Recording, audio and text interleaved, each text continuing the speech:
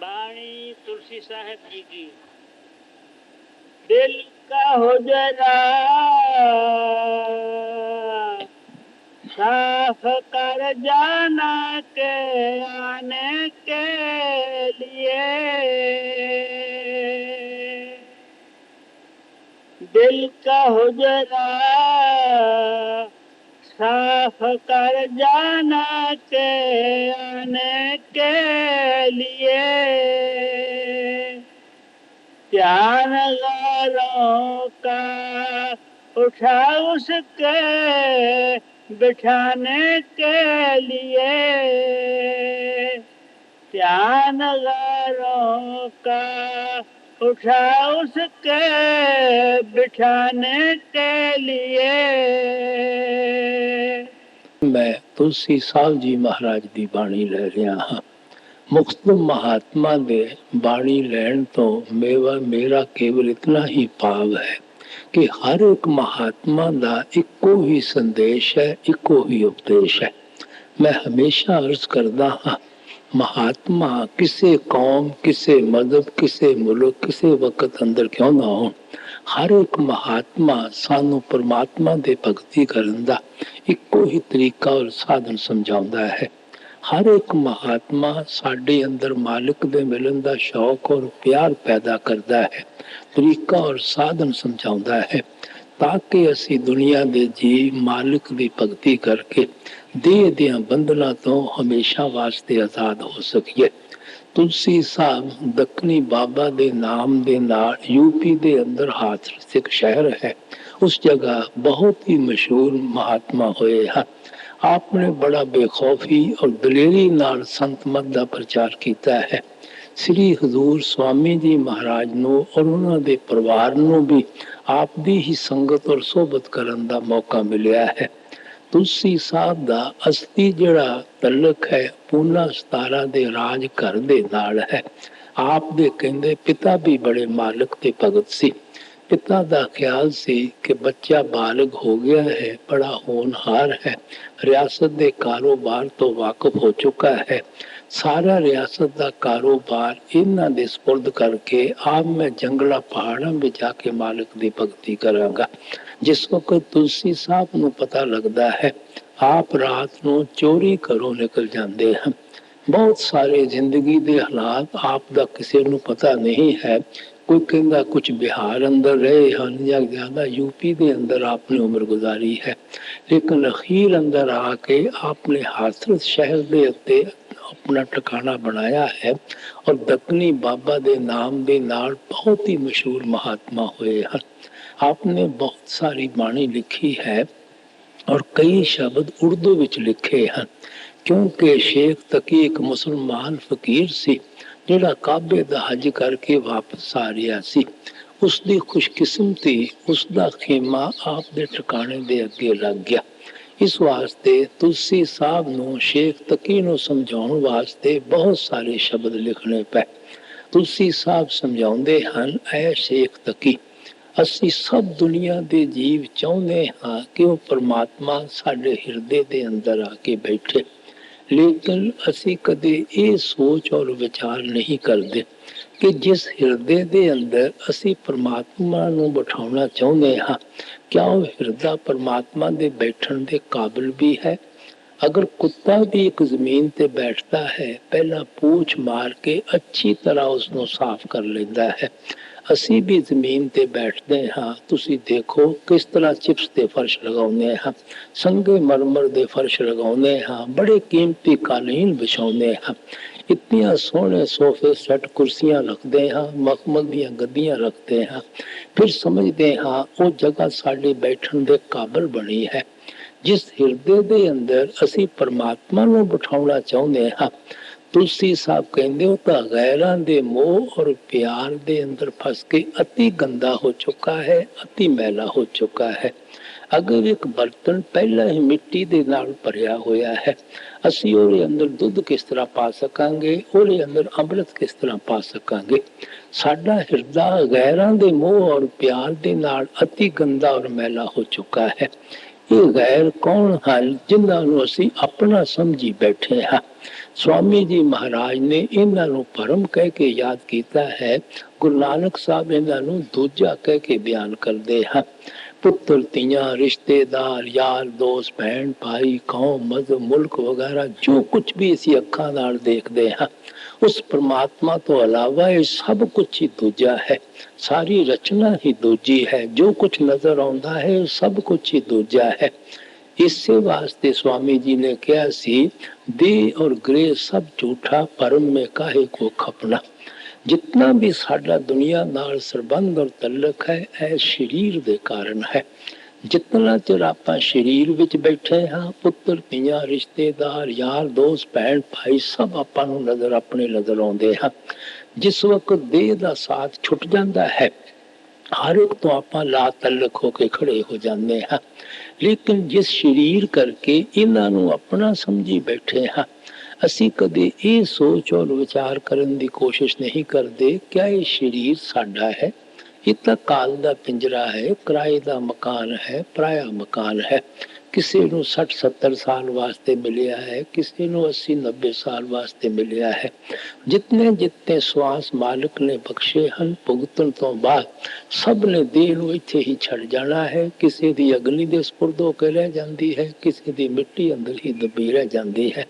जदों शरीर ही साडा साथ नहीं दिंदा तुसी सोच लो होर दुनिया अंदर केड़ी चीज साडा साथ दे सकती है। आ जड़ियां जायदादां हन, धन दौलत है, मकान हवेलियां वगैरह नजर आउंदियां हन, जे साडे बुजुर्गां दा इन्हां ने साथ नहीं दिता है साडा कदों साथ देण लगियां हन। अगर उन्हां दे नां असीं इन्हां दे इंतकाल नहीं रहन दिते साडे नां साडे बाल बच्चियां ने कदों इंतकाल रहन देने हन। इस वास्ते स्वामी जी कहते हैं सब झूठा है, ये भरम है, इन्हें नाश हो जाना है, इन्हें फना हो जाना है। इसे वास्ते गुरु नानक साहब ने कहा सी माता पिता माया देश रोगी रोगी कटम संजोगी। साडे ऊपर अगर सब तो ज्यादा किसी का आसान है वो माता पिता का आसान है। वो केवल सानू जन्म ही नहीं देंदे साडी परवरिश भी करते हैं। साडी खातर कितने कितने दुख और मुसीबत सहने पैंदे हन। दुनिया के कई किस्म के ताने मेहने सहने पैंदे हैं। लेकिन गुरु नानक साहब कहते इन्हां ने भी थोड़ा साथ छड़ देना है। आखिर ये भी थोड़ी कोई सहायता नहीं कर सकते, मदद नहीं कर सकते। साडे बाल बच्चे साडे जरिए पैदा जरूर होंदे हैं लेकिन वो अपनी प्रारब्ध लैके आउंदे हन, असीं अपनी प्रारब्ध लैके आउंदे हां। ना वो कदे साडे बन सकते हैं ना कदे असीं उन्हां दे बन सकते हैं। इस वास्ते महात्मा कहते रोगी हैं और सब कुटुंब संजोगी रिश्तेदार यार दोस्त सब का लेने देने का संबंध है, गर्दा का प्यार है। जिस तरह स्टेज पे आके सारे एक्टर आपो अपना पार्ट अदा करते हैं। कोई राजे का करता है, कोई रानी का करता है, कोई विलन का करता है। जदों स्टेज तो उतरते हैं ना कोई राजा हुंदा है, ना कोई रानी हुंदी है, ना कोई विलन हुंदा है। इसी तरह महात्मा कहते हैं कि इन्हां नाल भी साडे दुनिया भी एक बहुत बड़ी सारी स्टेज है और इन्हां नाल कोई पति का पार्ट करता है, कोई स्त्री का, कोई बाल बच्चों का, कोई यारां दोस्तां का। लेकिन असीं पार्ट करते करते भुल जाते हाँ कि इन्हां नाल साडा लैणे देणे का संबंध है, गर्दां का प्यार है। असीं अपना समझ के इन्हां नूं अपनी बनाउण दी कोशिश विच लग जाते हैं। ये फिर भी अज तक ना कदे किसी दे बने हैं ना कदे बन ही सकते हैं। लेकिन जिहड़ी अपनी बनाउण दी कोशिश करते हैं वो कोशिश इन्हां दे मोह और प्यार विच फसा दिंदी है। इतना इन्हां शक्लां और पदार्थां नाल अपना मोह और प्यार पैदा हो जाता है कि रात नूं हुण सुपने भी इन्हां दे ही आउंदे हैं। मौत के वक्त इन्हां दियां ही शक्लां सिनेमे दे स्क्रीन की तरह साडे अखां अगे आके खड़ियां हो जांदियां हन और जहां आसा तहां बासा जिधर साडा आखिरी वक्त ख्याल हुंदा है असीं दुनिया के जीव उसे ही रौब विच बहना शुरू हो जाते हैं। ये पुत्रां धीआं दा प्यार है, कौमां मसबां मुल्कां दा प्यार है, शराबां कबाबां दियां रस्तां दा प्यार है, धन दौलत दा प्यार है। ਜਿਹੜਾ ਕਿ ਹਰ ਇੱਕ ਨੂੰ ਬਾਰ-ਬਾਰ ਦੇਹ ਦੀਆਂ ਬੰਧਨਾਂ ਦੀ ਤਰਫ ਖਿੱਚ ਕੇ ਲਿਆਉਂਦਾ ਹੈ।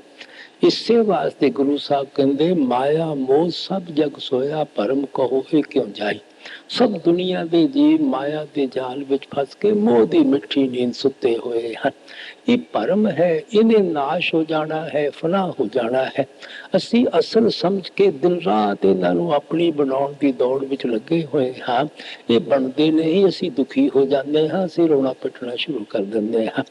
ਕਈ ਤਾਂ ਸਾਨੂੰ ਛੱਡ ਕੇ ਤੁਰ ਪੈਂਦੇ ਹਨ, ਕਈਆਂ ਨੂੰ ਆਪਾਂ ਛੱਡ ਕੇ ਜਾਣ ਦੀ ਤਿਆਰੀ ਕਰੀ ਬੈਠੇ ਹਾਂ।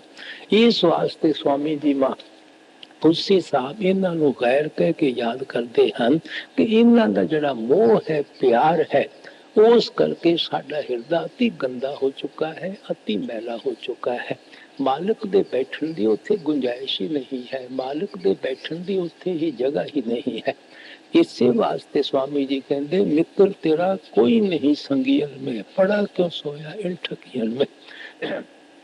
ਜਿਨ੍ਹਾਂ ਸ਼ਕਲਾਂ ਔਰ ਪਦਾਰਥਾਂ ਦਾ ਤੁਸੀਂ ਸਾਰੀ ਉਮਰ ਸਾਥ ਰੱਖਦੇ ਹੋ, ਉਹਨਾਂ ਚੋਂ ਕੋਈ ਵੀ ਤੁਹਾਡਾ ਆਪਣਾ ਨਹੀਂ ਹੈ, ਕੋਈ ਹਮਦਰਦ ਨਹੀਂ ਹੈ, ਕੋਈ ਦੋਸਤ ਨਹੀਂ ਹੈ, ਕੋਈ ਮਿੱਤਰ ਨਹੀਂ ਹੈ। ਹਮਦਰਦ ਔਰ ਮਿੱਤਰ ਉਹ ਹੁੰਦਾ ਹੈ ਜਿਹੜਾ ਸਾਡਾ ਬਿਹਤਰੀ ਚਾਹੁੰਦਾ ਹੋਵੇ, ਸਾਡੇ ਵਾਸਤੇ ਆਪਣੀ ਜ਼ਿੰਦਗੀ ਤੱਕ ਕੁਰਬਾਨ ਕਰਨ ਨੂੰ ਤਿਆਰ ਹੋ ਜਾਵੇ। ਜਿਨ੍ਹਾਂ ਨੂੰ ਆਪਣਾ ਸਮਝੀ ਬੈਠੇ ਹਾਂ, ਇਹ ਆਪਣੇ ਸੁੱਖ ਔਰ ਗਰਜ਼ਾਂ ਦੀ ਖਾਤਰ ਸਾਡੇ ਬਣੇ ਹੋਏ ਹਨ। ਇਹਨਾਂ ਦੀਆਂ ਗਰਜ਼ਾਂ ਨਾ ਪੂਰੀਆਂ ਹੋਣ, ਸਾਨੂੰ ਜੀਂਦੇ ਜੀ ਹੀ ਅੱਖਾਂ ਦਿਖਾਉਣੀਆਂ ਸ਼ੁਰੂ ਕਰ ਦਿੰਦੇ ਹਨ। ਆਪ ਇਸ ਵਾਸਤੇ ਸਵਾਮੀ ਜੀ ਕਹਿੰਦੇ ਤਾਂ ਠੱਗ ਹਨ। ਇਤਨਾ ਤੁਹਾਨੂੰ ਆਪਣੇ ਮੋਹ ਔਰ ਪਿਆਰ ਦੇ ਜਾਲ ਵਿੱਚ ਫਸਾਇਆ ਹੋਇਆ ਹੈ ਕਿ ਤੁਹਾਨੂੰ ਸਾਰੀ ਉਮਰ ਹੋਸ਼ ਹੀ ਨਹੀਂ ਆਉਣ ਦਿੰਦੇ। ਪਤਾ ਹੀ ਉਦੋਂ ਲੱਗਦਾ ਹੈ ਜਦੋਂ ਮੌਤ ਦੇ ਵੇਲੇ ਧਰਮਰਾਜ ਦੇ ਜੰਬੂਤ ਅੱਖਾਂ ਅੱਗੇ ਆ ਕੇ ਖੜੇ ਹੋ ਜਾਂਦੇ ਹਨ। ਫਿਰ ਉਸ ਵਕਤ ਪਛਤਾਉਣ ਦਾ ਕੀ ਫਾਇਦਾ ਹੋ ਸਕਦਾ ਹੈ। ਸਾਡਾ ਕੌਣ ਹੈ? ਸਿਰਫ ਇੱਕੋ ਪਰਮਾਤਮਾ ਹੈ, ਇੱਕੋ ਪਰਮੇਸ਼ਵਰ ਹੈ। ਜਿਹੜਾ ਆਪਣਾ ਹੈ ਉਹਨੂੰ ਨਾ ਤਾਂ ਅਸੀਂ ਆਪਣਾ ਕਦੇ ਸਮਝਿਆ ਹੈ, ਨਾ ਕਦੇ ਆਪਣੀ ਬਣਾਉਣ ਦੀ ਉਹਨੂੰ ਕੋਸ਼ਿਸ਼ ਕਰਦੇ ਹਾਂ।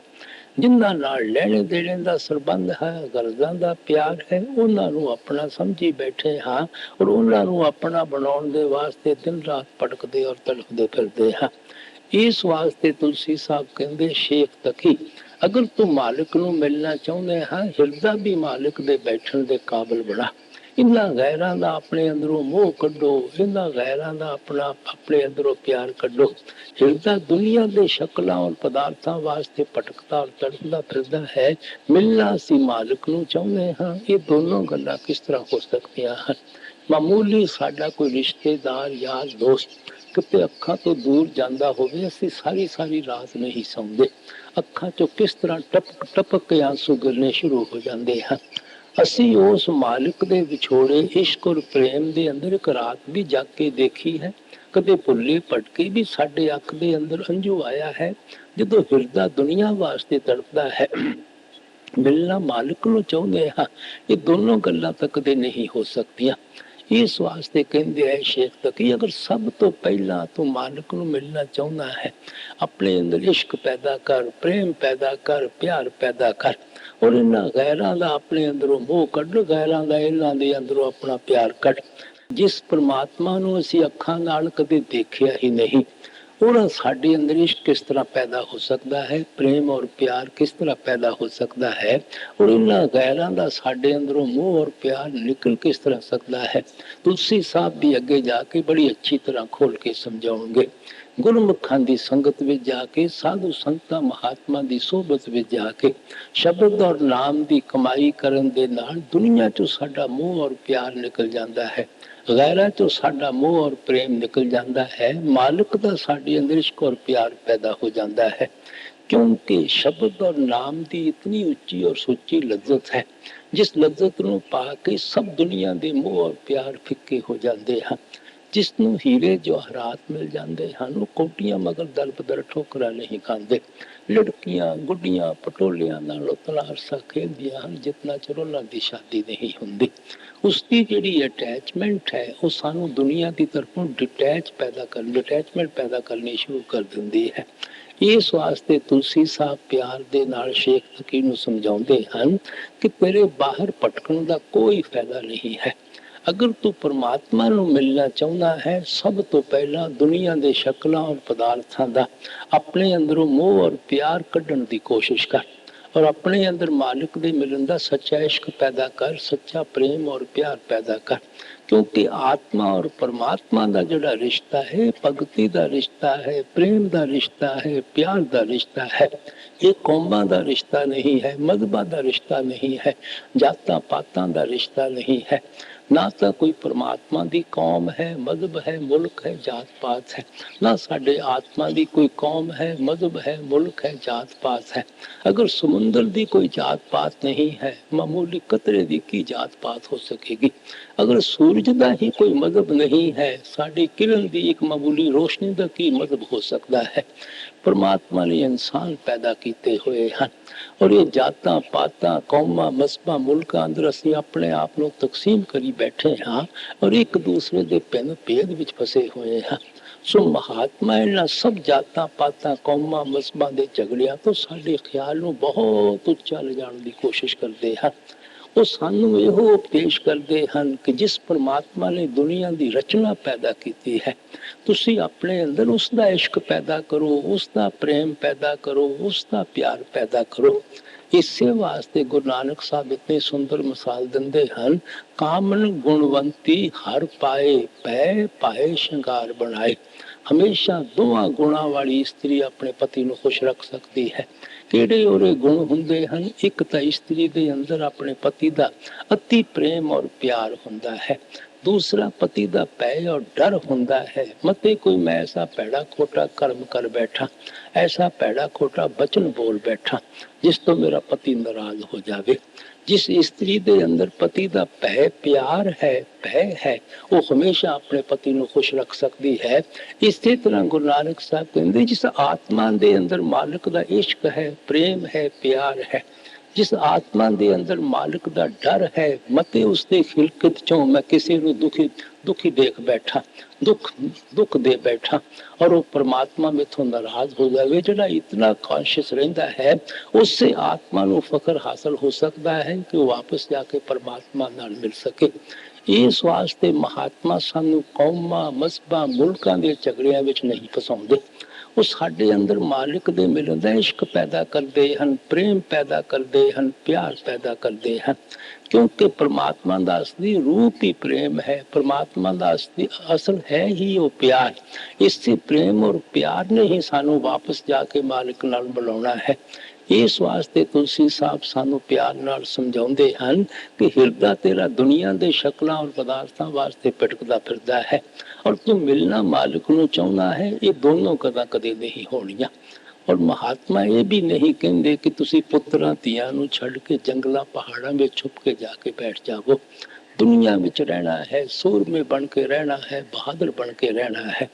दुनिया में रहिंदे होए भी दुनिया दी मैड़ां विच नहीं लिबड़ना।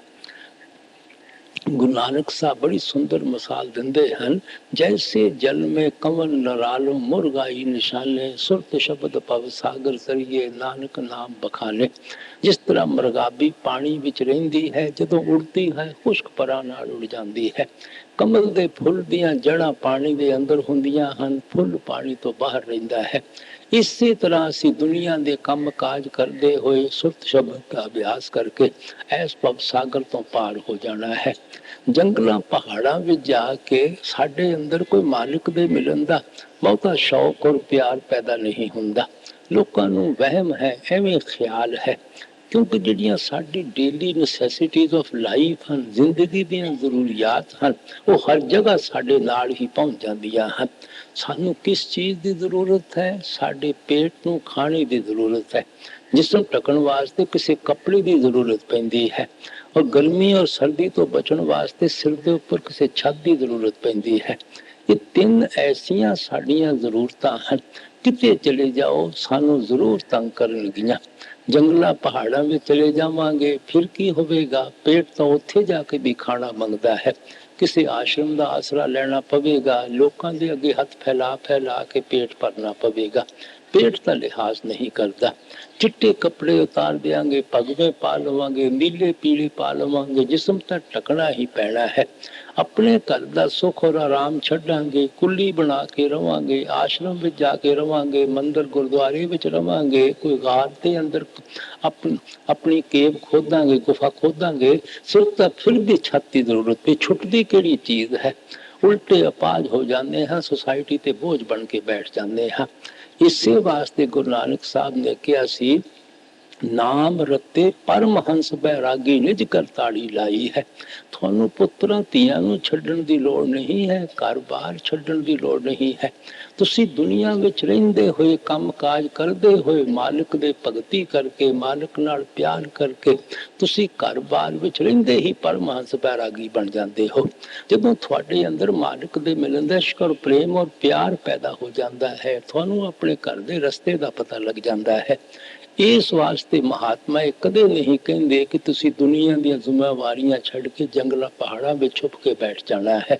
ਇਸ ਵਾਸਤੇ ਇੱਥੇ ਤੁਲਸੀ ਸਾਹਿਬ ਸਾਨੂੰ ਪਿਆਰ ਨਾਲ ਸਮਝਾਉਂਦੇ ਹਨ ਕਿ ਸਭ ਤੋਂ ਪਹਿਲਾਂ ਆਪਣੇ ਅੰਦਰ ਮਾਲਕ ਦੇ ਮਿਲਣ ਦਾ ਇਸ਼ਕ ਪੈਦਾ ਕਰੋ, ਪ੍ਰੇਮ ਔਰ ਪਿਆਰ ਪੈਦਾ ਕਰੋ, ਔਰ ਰਿਸ਼ਤੇਦਾਰਾਂ ਦਾ, ਪੁੱਤਰਾਂ ਧੀਆਂ ਦਾ, ਯਾਰਾਂ ਦੋਸਤਾਂ ਦਾ, ਕੌਮਾਂ ਮਸਬਾਂ ਮੁਲਕਾਂ ਦਾ ਆਪਣੇ ਅੰਦਰੋਂ ਮੋਹ ਕੱਢੋ, ਆਪਣੇ ਅੰਦਰੋਂ ਪਿਆਰ ਕੱਢੋ।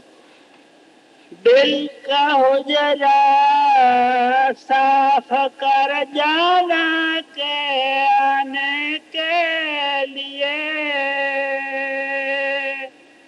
ध्यान गारों का उठाए उसके बिठाने के लिए,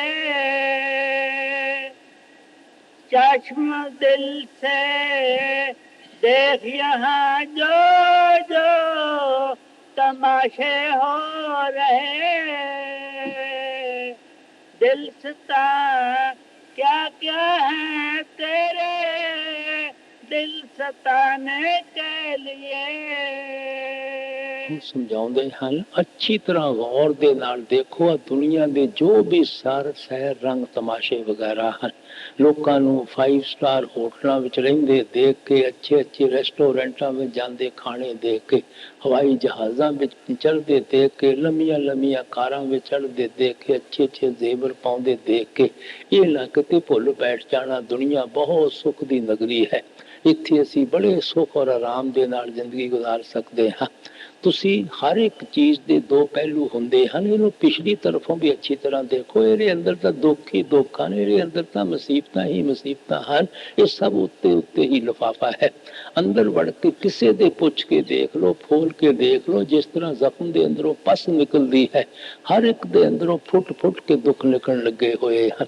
ਸਾਹਮਣੀ ਤਰਫੋਂ ਇੱਕ ਤਸਵੀਰ ਨੂੰ ਦੇਖੀਏ, ਜ਼ਰੂਰ ਬੜੀ ਖੂਬਸੂਰਤ ਪੇਂਟਿੰਗ ਨਜ਼ਰ ਆਉਂਦੀ ਹੈ, ਫਰੇਮ ਵੀ ਅੱਛਾ ਲੱਗਦਾ ਹੈ। ਪਿਛਲੀ ਤਰਫ ਚਲੇ ਜਾਓ, ਗੱਤਾਂ ਔਰ ਬਰੰਜੀਆਂ ਹੀ ਨਜ਼ਰ ਆਉਂਦੀਆਂ ਹਨ। ਦੁਨੀਆ ਨੂੰ ਬਾਹਰੋਂ ਦੂਰੋਂ ਦੇਖੀਏ ਤੇ ਇਦਾਂ ਹੀ ਲੱਗਦਾ ਹੈ, ਲੇਕਿਨ ਪਿਛਲੀ ਤਰਫ ਜਾ ਕੇ ਦੇਖੋ, ਦੁੱਖ ਹੀ ਦੁੱਖ ਹੈ, ਮੁਸੀਬਤਾਂ ਹੀ ਮੁਸੀਬਤਾਂ ਹਨ। ਇਸ ਦੁਨੀਆ ਦੇ ਅੰਦਰ ਸੁੱਖ ਔਰ ਸ਼ਾਂਤੀ ਕਿਹੜੀ ਜਗ੍ਹਾ ਨਜ਼ਰ ਆਉਂਦੀ ਹੈ? ਹਸਪਤਾਲ ਬਿਮਾਰੀਆਂ ਨਾਲ ਭਰੇ ਹੋਏ ਹਨ, ਜੇਲ੍ਹ ਖਾਨਿਆਂ ਤੁਸੀਂ ਮੁਲਜ਼ਮਾਂ ਨਾਲ ਭਰੇ ਹੋਏ ਹਨ, ਸੜਕਾਂ ਕੰਗਾਲਾਂ ਨਾਲ ਭਰੀਆਂ ਹੋਈਆਂ ਹਨ। ਅੱਧੀ ਦੁਨੀਆ ਰਾਤ ਨੂੰ ਭੁੱਖੀ ਸੌਂਦੀ ਹੈ, ਜਿਸਮ ਤੇ ਲੋਕਾਂ ਦੇ ਕੱਪੜਾ ਨਹੀਂ ਹੈ, ਸਿਰ ਤੇ ਲੋਕਾਂ ਦੇ ਛੱਤ ਨਹੀਂ ਹੈ, ਰੋਟੀ ਕੱਪੜੇ ਵਾਸਤੇ ਵਿਚਾਰੇ ਭਟਕਦੇ ਔਰ ਤੜਫਦੇ ਫਿਰਦੇ ਹਨ। ਕੌਮਾਂ ਮਸਬਾਂ ਮੁਲਕਾਂ ਦੇ ਝਗੜੇ ਇਹਨਾਂ ਦਾ ਪਿੱਛਾ ਨਹੀਂ ਛੱਡਦੇ। ਪਤਾ ਨਹੀਂ ਮੌਤ ਕਿਸ ਵੇਲੇ ਆਉਣੀ ਹੈ, ਕਿਸ ਤੋਂ ਆਉਣੀ ਹੈ, ਕਿਸ ਦੇ ਹੱਥੋਂ ਆਉਣੀ ਹੈ, ਕਿਹੜੀ ਜਗ੍ਹਾ ਆਉਣੀ ਹੈ। ਉੱਥੇ ਕੋਈ ਸੁੱਖ ਕਿਸ ਤਰ੍ਹਾਂ ਹਾਸਲ ਕਰ ਸਕਦਾ ਹੈ, ਉੱਥੇ ਕੋਈ ਸ਼ਾਂਤੀ ਕਿਸ ਤਰ੍ਹਾਂ ਪ੍ਰਾਪਤ ਕਰ ਸਕਦਾ ਹੈ। ਇਸ ਵਾਸਤੇ ਤੁਲਸੀ ਸਾਹਿਬ ਪਿਆਰ ਨਾਲ ਸਮਝਾਉਂਦੇ ਹਨ ਕਿ ਦੁਨੀਆ 'ਚੋਂ ਨਾ ਤਾਂ ਅੱਜ ਤੱਕ ਕਦੇ ਕਿਸੇ ਨੂੰ ਸੁੱਖ ਔਰ ਸ਼ਾਂਤੀ ਪ੍ਰਾਪਤ ਹੋਈ ਹੈ, ਨਾ ਕਦੇ ਹੋ ਹੀ ਸਕਦੀ ਹੈ।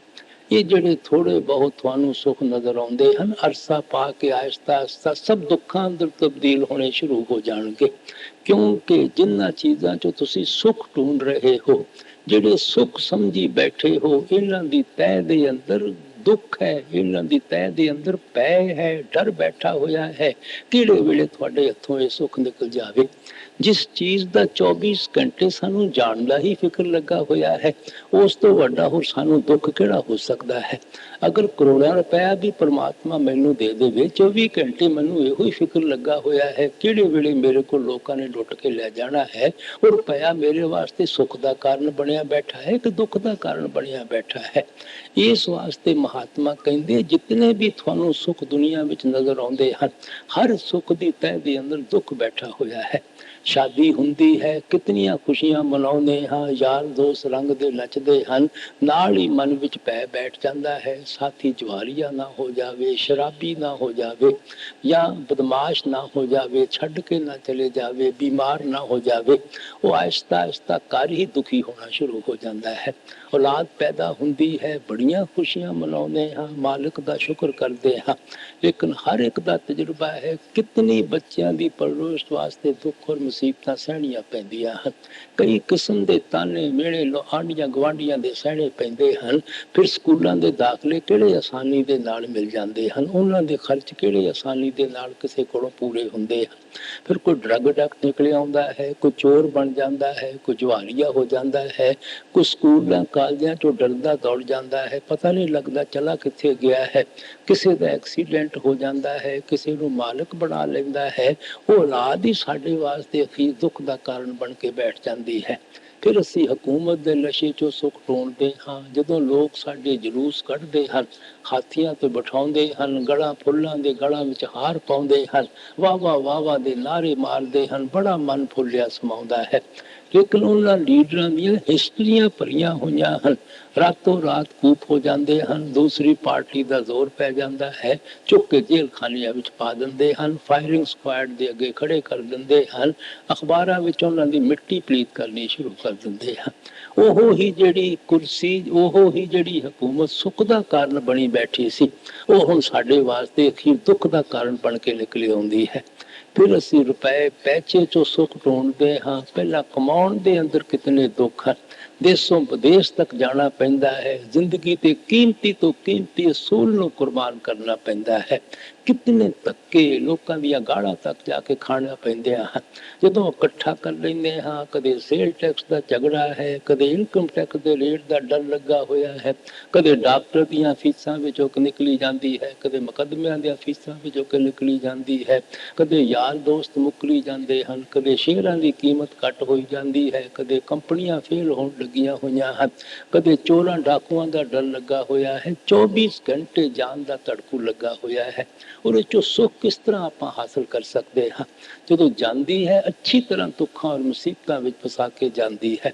ਫਿਰ ਸ਼ਰਾਬਾਂ ਕਬਾਬਾਂ ਦੀਆਂ ਲਸਤਾਂ ਚੋਂ ਸੁੱਖ ਢੂੰਡਦੇ ਹਾਂ। ਸ਼ਾਇਦ ਖਾਣ ਪੀਣ ਨੂੰ ਚੀਜ਼ਾਂ ਬਹੁਤ ਅੱਛੀਆਂ ਲੱਗਦੀਆਂ ਹੋਣਗੀਆਂ, ਲੇਕਿਨ ਜਦੋਂ ਜਿਸਮ ਤੇ ਬਿਮਾਰੀਆਂ ਦੇ ਹਿਸਾਬ ਕਿਤਾਬ ਦੇਣੇ ਪੈਂਦੇ ਹਨ, ਫਿਰ ਪਤਾ ਹੋਸ਼ ਆਉਂਦੀ ਹੈ ਸੁੱਖ ਦਾ ਕਾਰਨ ਸੀ ਕਿ ਦੁੱਖ ਦਾ ਕਾਰਨ ਸੀ।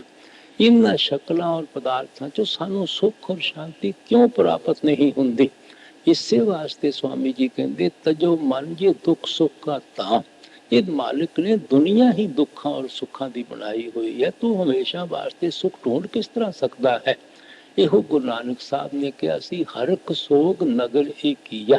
ਇਹ ਦੁਨੀਆ ਹੀ ਪਰਮਾਤਮਾ ਨੇ ਪੁੰਨਾਂ ਔਰ ਪਾਪਾਂ ਦੀ ਨਗਰੀ ਹੈ, ਦੁੱਖਾਂ ਔਰ ਸੁੱਖਾਂ ਦੀ ਜਗ੍ਹਾ ਹੈ।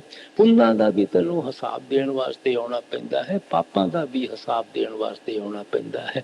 ਪੁੰਨਾਂ ਕਰਕੇ 10 ਦਿਨ ਸਾਹ ਸੁੱਖ ਦੇ ਸਾਹ ਮਿਲ ਜਾਂਦੇ ਹਨ, ਪਾਪਾਂ ਕਰਕੇ ਤੈਨੂੰ ਦੁੱਖਾਂ ਦਾ ਸਾਹਮਣਾ ਕਰਨਾ ਪੈਂਦਾ ਹੈ। ਔਰ ਨਾ ਹੀ ਕਦੇ ਕੋਈ ਸੰਤ ਮਹਾਤਮਾ ਇਸ ਦੁਨੀਆ ਨੂੰ ਸੁੱਖ ਦੀ ਨਗਰੀ ਬਣਾਉਣ ਵਾਸਤੇ ਆਉਂਦਾ ਹੈ। ਅਗਰ ਸੰਤਾਂ ਮਹਾਤਮਾ ਦਾ ਦੁਨੀਆ ਵਿੱਚ ਇਹੋ ਪਰਪਸ ਹੋਵੇ, ਤੁਸੀਂ ਦੇਖ ਲਓ ਅੱਜ ਤੱਕ ਜ਼ਰੂਰ ਦੁਨੀਆ ਸੁੱਖ ਦੀ ਨਗਰੀ ਬਣ ਜਾਣੀ ਚਾਹੀਦੀ ਸੀ। ਹਰ ਇੱਕ ਕੌਮ ਦੇ ਅੰਦਰ, ਮਜ਼ਹਬ ਦੇ ਅੰਦਰ, ਮੁਲਕ ਦੇ ਅੰਦਰ ਕਿਸ ਕਿਸ ਚੋਟੀ ਦੇ ਮਹਾਤਮਾ ਆਏ ਹਨ। ਬੁੱਧਾ ਆਇਆ ਹੈ, ਰਾਮ ਜੀ ਆਏ ਹਨ, ਕ੍ਰਿਸ਼ਨ ਆਇਆ ਹੈ, ਗੁਰੂ ਨਾਨਕ ਸਾਹਿਬ ਆਏ ਹਨ, ਕਬੀਰ ਸਾਹਿਬ ਆਏ ਹਨ, ਦਾਦੂ ਸਾਹਿਬ, ਪਲਟੂ ਸਾਹਿਬ, ਤੁਲਸੀ ਸਾਹਿਬ, ਬੜੇ ਬੜੇ ਮਹਾਤਮਾ ਰਿਸ਼ੀ ਮੁਨੀ ਆਏ ਹਨ। ਅਗਰ ਉਹਨਾਂ ਦੇ ਆਉਣ ਦੇ ਬਾਵਜੂਦ ਅੱਜ ਤੱਕ ਇਹ ਦੁਨੀਆ ਸੁੱਖ ਦੀ ਨਗਰੀ ਨਹੀਂ ਬਣ ਸਕੀ, ਅਸੀਂ ਹੁਣ ਕੀ ਉਮੀਦ ਲੈ ਕੇ ਬੈਠੇ ਹਾਂ? ਅਸੀਂ ਇਸ ਦੁਨੀਆ ਦੀ ਹਾਲਤ ਬਦਲ ਦੇਵਾਂਗੇ, ਅਸੀਂ ਇਸ ਨੂੰ ਸੁੱਖ ਦੀ ਨਗਰੀ ਬਣਾ ਦੇਵਾਂਗੇ? ਇਸੇ ਵਾਸਤੇ ਕ੍ਰਾਈਸਟ ਨੇ ਕਿਹਾ ਸੀ ਕਿ ਤੁਸੀਂ ਇਹ ਨਾ ਸਮਝੋ ਕਿ ਮੈਂ ਦੁਨੀਆ ਦੇ ਅੰਦਰ ਕੋਈ ਅਮਨ ਕਾਇਮ ਕਰਨ ਵਾਸਤੇ ਆਇਆ ਹਾਂ, ਤੁਸੀਂ ਬੜੇ ਸੁੱਖ ਦੇ ਨਾਲ ਰਹਿ ਸਕੋਗੇ। ਮੈਂ ਤਾਂ ਤਲਵਾਰ ਲੈ ਕੇ ਆਇਆ ਹਾਂ ਪਾ ਕੇ ਤੁਹਾਡੀਆਂ ਜੜ੍ਹਾਂ ਹੀ ਹਮੇਸ਼ਾ ਵਾਸਤੇ ਦੁਨੀਆ ਚੋਂ ਕੱਟ ਦਿਆਂ। ਜਿਹੜੀ ਚੀਜ਼ ਤੁਹਾਨੂੰ ਬਾਰ-ਬਾਰ ਦੇਹ ਦੀਆਂ ਬੰਧਨਾਂ ਦੀ ਤਰਫ ਖਿੱਚ ਕੇ ਲਿਆਉਂਦੀ ਹੈ, ਮੈਂ ਉਹਨਾਂ ਜੜ੍ਹਿਆਂ ਨੂੰ ਦੁਨੀਆ ਚੋਂ ਆਉਣ ਵਾਸਤੇ ਕੱਟਣਾ ਚਾਹੁੰਦਾ ਹਾਂ। ਇਹ ਮਾਇਆ ਦਾ ਮੋਹ ਹੈ, ਮਾਇਆ ਦਾ ਪਿਆਰ ਹੈ, ਰਚਨਾ ਦਾ ਪਿਆਰ ਹੈ, ਜਿਸ ਕਰਕੇ ਸਾਨੂੰ ਵਾਪਸ ਦੇਹ ਦੀਆਂ ਬੰਧਨਾਂ ਵਿੱਚ ਆਉਣਾ ਪੈਂਦਾ ਹੈ। ਸੋ ਮਹਾਤਮਾ ਸੁੱਖ ਦੀ ਨਗਰੀ ਬਣਾਉਣ ਵਾਸਤੇ ਨਹੀਂ ਆਉਂਦੇ, ਮਹਾਤਮਾ ਸਾਨੂੰ ਹਮੇਸ਼ਾ ਇੱਥੋਂ ਕੱਢਣ ਵਾਸਤੇ ਆਉਂਦੇ ਹਨ। ਦੁਨੀਆ ਦੇ ਕਾਂਟੇ ਆਪਾਂ ਕਿਤਨੇ ਵੀ ਇਕੱਠੇ ਕਰਨ ਦੀ ਕੋਸ਼ਿਸ਼ ਕਰੀਏ, ਕਦੇ ਕਾਮਯਾਬ ਨਹੀਂ ਹੋ ਸਕਾਂਗੇ। ਅਗਰ ਹਿੰਮਤ ਕਰਕੇ ਅਸੀਂ ਆਪਣੇ ਪੈਰਾਂ ਅੰਦਰ ਬੂਟ ਪਾ ਲਈਏ, ਸਾਨੂੰ ਦੁਨੀਆ ਦੇ ਕਾਂਟੇ ਜ਼ਰਾ ਨਹੀਂ ਕਰਦੇ। ਇਹ ਦੁੱਖ ਸੁੱਖ ਦੀਆਂ ਪ੍ਰੋਬਲਮਾਂ ਕਦੇ ਕਿਸੇ ਕੋਲੋਂ ਅੱਜ ਤੱਕ ਹੱਲ ਨਹੀਂ ਹੋਈਆਂ, ਨਾ ਕਦੇ ਹੋ ਹੀ ਸਕਦੀਆਂ ਹਨ। ਲੇਕਿਨ ਮਹਾਤਮਾ ਜ਼ਿੰਦਗੀ ਗੁਜ਼ਾਰਨ ਦਾ, ਮਾਲਕ ਦੇ ਭਗਤੀ ਕਰਨ ਦਾ ਐਸਾ ਤਰੀਕਾ ਔਰ ਸਾਧਨ ਸਮਝਾਉਂਦੇ ਹਨ ਕਿ ਜਿਸ ਰਸਤੇ ਤੇ ਚੱਲ ਕੇ ਅਸੀਂ ਦੁੱਖਾਂ ਔਰ ਸੁੱਖਾਂ ਤੋਂ ਹੀ ਖਿਆਲ ਉੱਚਾ ਲੈ ਜਾਂਦੇ ਹਾਂ। ਇਸੇ ਵਾਸਤੇ ਸਵਾਮੀ ਜੀ ਕਹਿੰਦੇ ਹਨ, ਲੱਗ ਕਰ ਚਲੋ ਅਬ ਤੁਮ ਸਤਨਾ। ਅਗਰ ਸੁੱਖ ਹਾਸਲ ਕਰਨਾ ਹੈ, ਮਾਲਕ ਦੀ ਖੋਜ ਕਰੋ, ਮਾਲਕ ਦੀ ਭਗਤੀ ਕਰੋ, ਮਾਲਕ ਨਾਲ ਵਸਾਲ ਕਰੋ। ਇਸ ਵਾਸਤੇ ਗੁਰੂ ਨਾਨਕ ਸਾਹਿਬ ਨੇ ਕਿਹਾ ਸੀ, ਜਿੰਨੀ ਘਰ ਜਾਤਾ ਆਪਣਾ ਸੇ ਸੁਖੀਏ ਪਾਈ। ਜਿਹੜੇ ਆਪਣੇ ਘਰ ਪਹੁੰਚ ਜਾਂਦੇ ਹਨ, ਉਹ ਹਮੇਸ਼ਾ ਵਾਸਤੇ ਸੁੱਖ ਔਰ ਸ਼ਾਂਤੀ ਹਾਸਲ ਕਰਦੇ ਹਨ। ਆਪਣਾ ਘਰ ਉਹ ਹੀ ਹੈ ਜਿੱਥੋਂ ਜਾ ਕੇ ਸਾਨੂੰ ਵਾਪਸ ਨਾ ਆਉਣਾ ਪਵੇ। ਇਹ ਘਰ ਤਾਂ ਕਾਲ ਦਾ ਘਰ ਹੈ, ਕਦੇ ਕਿਸੇ ਜਾਮੇ ਵਿੱਚ ਭੇਜ ਦਿੰਦਾ ਹੈ, ਕਦੇ ਕਿਸੇ ਜਾਮੇ ਵਿੱਚ ਭੇਜ ਦਿੰਦਾ ਹੈ। ਇਹ ਕਰਮ ਸਾਡੇ ਮਾਸਟਰ ਬਣੇ ਬੈਠੇ ਹਨ, ਅਸੀਂ ਉਸ ਕਰਮਾਂ ਦੇ ਗੁਲਾਮ ਬਣੇ ਬੈਠੇ ਹਾਂ। ਗੁਲਾਮ ਦੀ ਕੀ ਤਾਕਤ ਹੈ ਕਿ ਜਗ੍ਹਾ ਟਿਕ ਜਾਵੇ, ਮਾਸਟਰ ਦੀਆਂ ਉਂਗਲੀਆਂ ਤੇ ਟੱਪਣਾ ਪੈਂਦਾ ਹੈ। ਸੋ ਇਹ ਕਰਮ ਸਾਨੂੰ ਭਜਾਈ ਫਿਰਦੇ ਹਨ, ਇੱਕ ਸਪੀਸੀ ਜੋ ਦੂਸਰੀ ਸਪੀਸੀ, ਤੀਸਰੀ ਸਪੀਸੀ, ਚੌਥੀ ਸਪੀਸੀ ਦੇ ਅੰਦਰ। ਜਦੋਂ ਮਾਸਟਰ ਬਣ ਜਾਵਾਂਗੇ ਆਪਣੇ ਘਰ ਦੇ ਅੰਦਰ, ਫਿਰ ਹੀ ਸਾਡਾ ਦੇਹ ਦੀਆਂ ਬੰਧਨਾਂ ਤੋਂ ਛੁਟਕਾਰਾ ਹੋ ਸਕਦਾ ਹੈ। ਇਸ ਵਾਸਤੇ ਮਹਾਤਮਾ ਕਹਿੰਦੇ ਹਨ ਕਿ ਦੁਨੀਆ 'ਚ ਸੁੱਖ ਨਹੀਂ ਮਿਲਣਾ, ਸੁੱਖ ਮਾਲਕ ਦੀ ਭਗਤੀ ਵਿੱਚ ਹੈ, ਮਾਲਕ ਦੇ ਪਿਆਰ ਵਿੱਚ ਹੈ, ਮਾਲਕ ਦੇ ਵਿਸਾਲ ਵਿੱਚ ਹੈ। ਮੈਂ ਅੱਗੇ ਵੀ ਕਈ ਦਫਾ ਮਿਸਾਲ ਦਿੱਤੀ ਹੈ, ਦੁਨੀਆ 'ਚੋਂ ਵੀ ਥੋੜੇ ਬਹੁਤ ਸੁੱਖ ਜ਼ਰੂਰ ਮਿਲਦੇ ਰਹਿੰਦੇ ਹਨ, ਬਸ਼ਰਤੇ ਕਿ ਸਾਡੀ ਲਿਵ, ਸਾਡਾ ਖਿਆਲ ਮਾਲਕ ਦੇ ਭਗਤੀ ਦੀ ਤਰਫ ਰਹਿੰਦਾ ਹੈ। ਇੱਕ ਛੋਟਾ ਜਿਹਾ ਬੱਚਾ ਆਪਣੇ ਪਿਤਾ ਦੀ ਉਂਗਲੀ ਪਕੜ ਕੇ ਨੁਮਾਇਸ਼ ਦੇਖਣ ਜਾਂਦਾ ਹੈ। ਉਸ ਨੂੰ ਨੁਮਾਇਸ਼ ਅੰਦਰੋਂ ਹਰ ਚੀਜ਼ ਕਿਤਨੀ ਸੁੰਦਰ ਮਾਲੂਮ ਦਿੰਦੀ ਹੈ। ਕਿਸੇ ਜਗ੍ਹਾ ਬੱਚਿਆਂ ਦੇ ਖਿਡੌਣੇ ਪਏ ਹੋਏ ਹਨ, ਉਹਨਾਂ ਨੂੰ ਦੇਖ ਦੇਖ ਕੇ ਖੁਸ਼ੀ ਮਹਿਸੂਸ ਕਰਦਾ ਹੈ। ਕਿਸੇ ਜਗ੍ਹਾ ਮਠਿਆਈ ਦੀਆਂ ਦੁਕਾਨਾਂ ਲੱਗੀਆਂ ਹੋਈਆਂ ਹਨ, ਉਹਨੂੰ ਕਿਤਨੀਆਂ ਅੱਛੀਆਂ ਲੱਗਦੀਆਂ ਹਨ। ਕਿਸੇ ਜਗ੍ਹਾ ਬਿਜਲੀਆਂ ਚਮਕਦੀਆਂ ਬੁਝਦੀਆਂ ਹਨ, ਉਹ ਬੱਚਾ ਸੋਚਦਾ ਹੈ ਕਿ ਸ਼ਾਇਦ ਇਹ ਸਾਰੀ ਖੁਸ਼ੀ ਉਸ ਨੂੰ ਬਾਜ਼ਾਰ ਦੇ ਨੁਮਾਇਸ਼ ਦੇ ਸਾਜ਼ੋ ਸਮਾਨ 'ਚੋਂ ਮਿਲ ਰਹੀ ਹੈ। ਅਗਰ ਕਿਤੇ ਗਲਤੀ ਦੇ ਨਾਲ ਪਿਤਾ ਦੀ ਉਂਗਲੀ ਛੱਡ ਦੇਵੇ, ਬਾਜ਼ਾਰ ਦਾ ਸਮਾਨ ਤਾਂ ਸਾਰਾ ਉੱਥੇ ਹੀ ਹੈ, ਬੱਚਿਆਂ ਦੇ ਖਿਡੌਣੇ ਵੀ ਉੱਥੇ ਹਨ, ਮਠਿਆਈ ਦੀਆਂ ਦੁਕਾਨਾਂ ਵੀ ਉੱਥੇ ਹਨ, ਬਿਜਲੀਆਂ ਹੁਣ ਵੀ ਉੱਥੇ ਚਮਕਣ ਲੱਗੀਆਂ ਹੋਈਆਂ, ਲੇਕਿਨ ਬੱਚੇ ਨੂੰ ਕੋਈ ਚੀਜ਼ ਚੰਗੀ ਨਹੀਂ ਲੱਗਦੀ, ਆਪਣੇ ਪਿਤਾ ਵਾਸਤੇ ਰੋਣਾ ਸ਼ੁਰੂ ਕਰ ਦਿੰਦਾ ਹੈ। ਸੋ ਫਿਰ ਉਹ ਸੋਚਦਾ ਹੈ ਕਿ ਇਸ ਤੋਂ ਖੁਸ਼ੀ ਤਾਂ ਮੈਨੂੰ ਉਸ ਵਕਤ ਤੱਕ ਹੀ ਮਿਲ ਸਕਦੀ ਸੀ ਜਿਤਨਾ ਚਿਰ ਮੈਨੇ ਆਪਣੇ ਪਿਤਾ ਦੀ ਉਂਗਲੀ ਪਕੜੀ ਹੋਈ ਸੀ। ਸੋ ਸਾਡਾ ਪਿਤਾ ਤੇ ਸਿਰਫ ਇੱਕੋ ਪਰਮਾਤਮਾ ਹੈ। ਅਸੀਂ ਰਚਨਾ 'ਚ ਖੁਸ਼ੀ ਤਾਂ ਉਤਨਾ ਅਰਸਾ ਹੀ ਹਾਸਲ ਕਰ ਸਕਦੇ ਹਾਂ ਜਿਤਨਾ ਚਿਰ ਅਸੀਂ ਮਾਲਕ ਦੀ ਉਂਗਲੀ ਪਕੜੀ ਹੋਈ ਹੈ। ਅਗਰ ਪਰਮਾਤਮਾ ਨੂੰ ਭੁੱਲ ਜਾਂਦੇ ਹਾਂ, ਸਾਰੀ ਦੁਨੀਆ ਸਾਡੇ ਵਾਸਤੇ ਦੁੱਖ ਰੂਪ ਹੋ ਕੇ ਖੜੀ ਹੋ ਜਾਂਦੀ ਹੈ।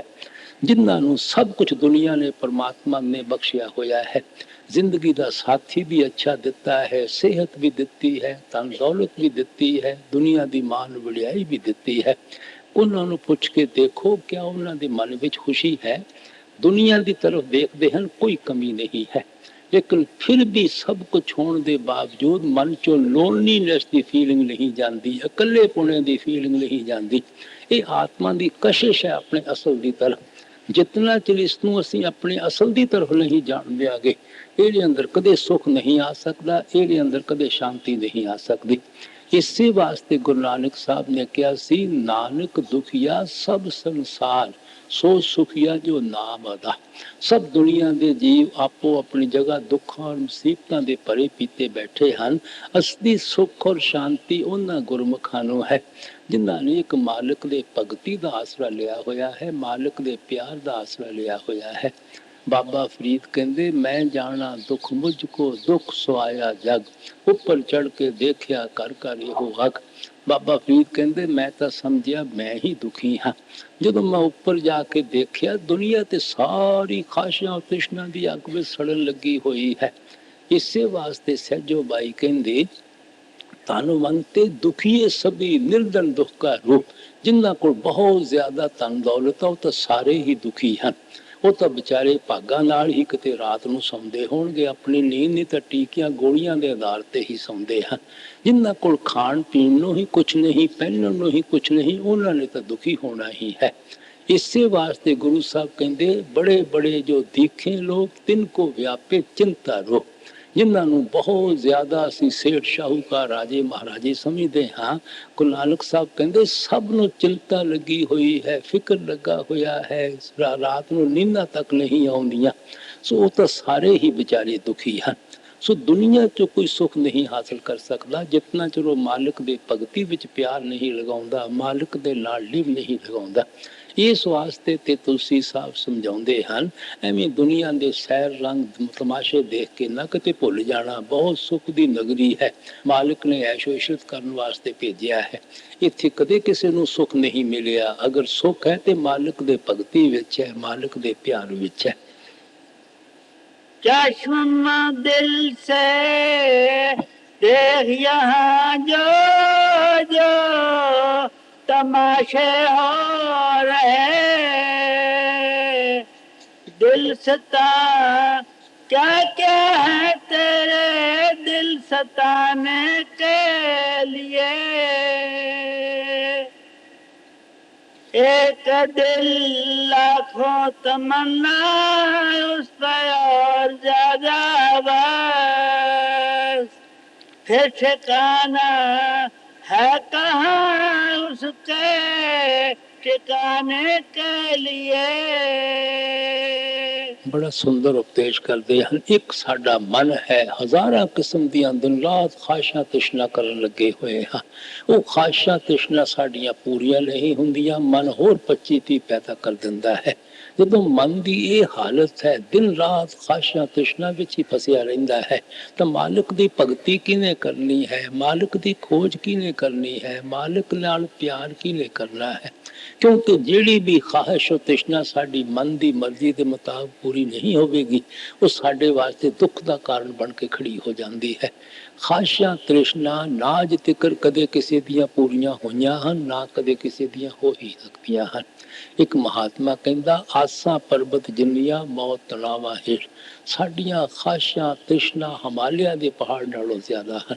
ਮੌਤ ਸਾਡੇ ਪੈਰਾਂ ਹੇਠਾਂ ਖੜੀ ਹੈ। ਪਤਾ ਨਹੀਂ ਜ਼ਿੰਦਗੀ ਦੇ 5 ਸਾਲ ਰਹਿੰਦੇ ਹਨ ਕਿ 7 ਸਾਲ ਰਹਿੰਦੇ ਹਨ, ਕਿਹੜੇ ਵੇਲੇ ਭਰੇ ਪਰਿਵਾਰ ਨੂੰ ਛੱਡ ਕੇ ਜਾਣਾ ਪੈਂਦਾ ਹੈ।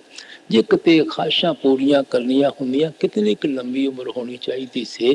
ਫਿਰ ਇਸ ਗੱਲ ਦਾ ਕੀ ਯਕੀਨ ਹੈ ਕਿ ਮਨ ਨੇ ਅੱਗੇ ख्वाहिशां ਕਰਨੀਆਂ ਛੱਡ ਦੇਣੀਆਂ ਹਨ। ਜੋ ख्वाहिशां ਤ੍ਰਿਸ਼ਨਾ ਕਰਦੇ ਹਾਂ, ਮਨ ਉਹ ਮਾਲਕ ਉਹਨਾਂ ਨੂੰ ਪੂਰਾ ਕਰਨ ਵਾਸਤੇ ਜਨਮ ਦੇ ਦਿੰਦਾ ਹੈ।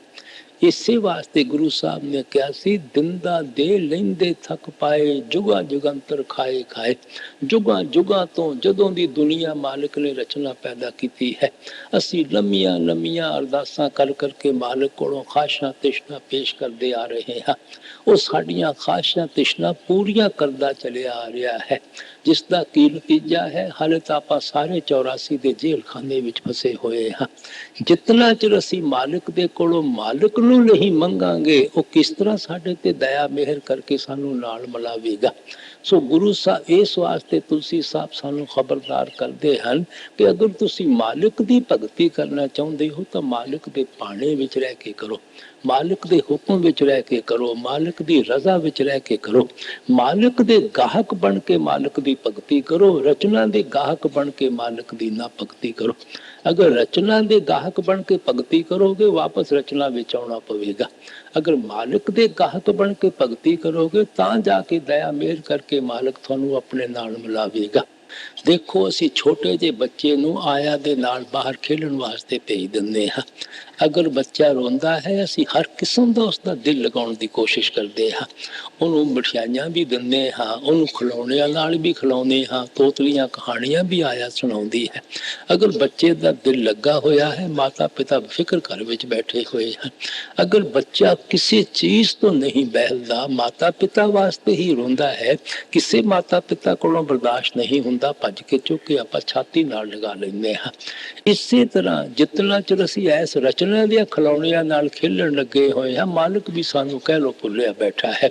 ਜਦੋਂ ਹਰ ਤਰਫੋਂ ਖਿਆਲ ਨੂੰ ਕੱਢ ਕੇ ਮਾਲਕ ਦੀ ਤਰਫ ਹੀ ਫੋਕਸ ਕਰ ਦੇਣਾ ਹੈ, ਉਹ ਵੀ ਸਾਡੇ ਤੇ ਦਇਆ ਮਿਹਰ ਬਖਸ਼ਿਸ਼ ਕਰਕੇ ਸਾਨੂੰ ਆਪਣੇ ਨਾਲ ਮਿਲਾ ਲਵੇਗਾ।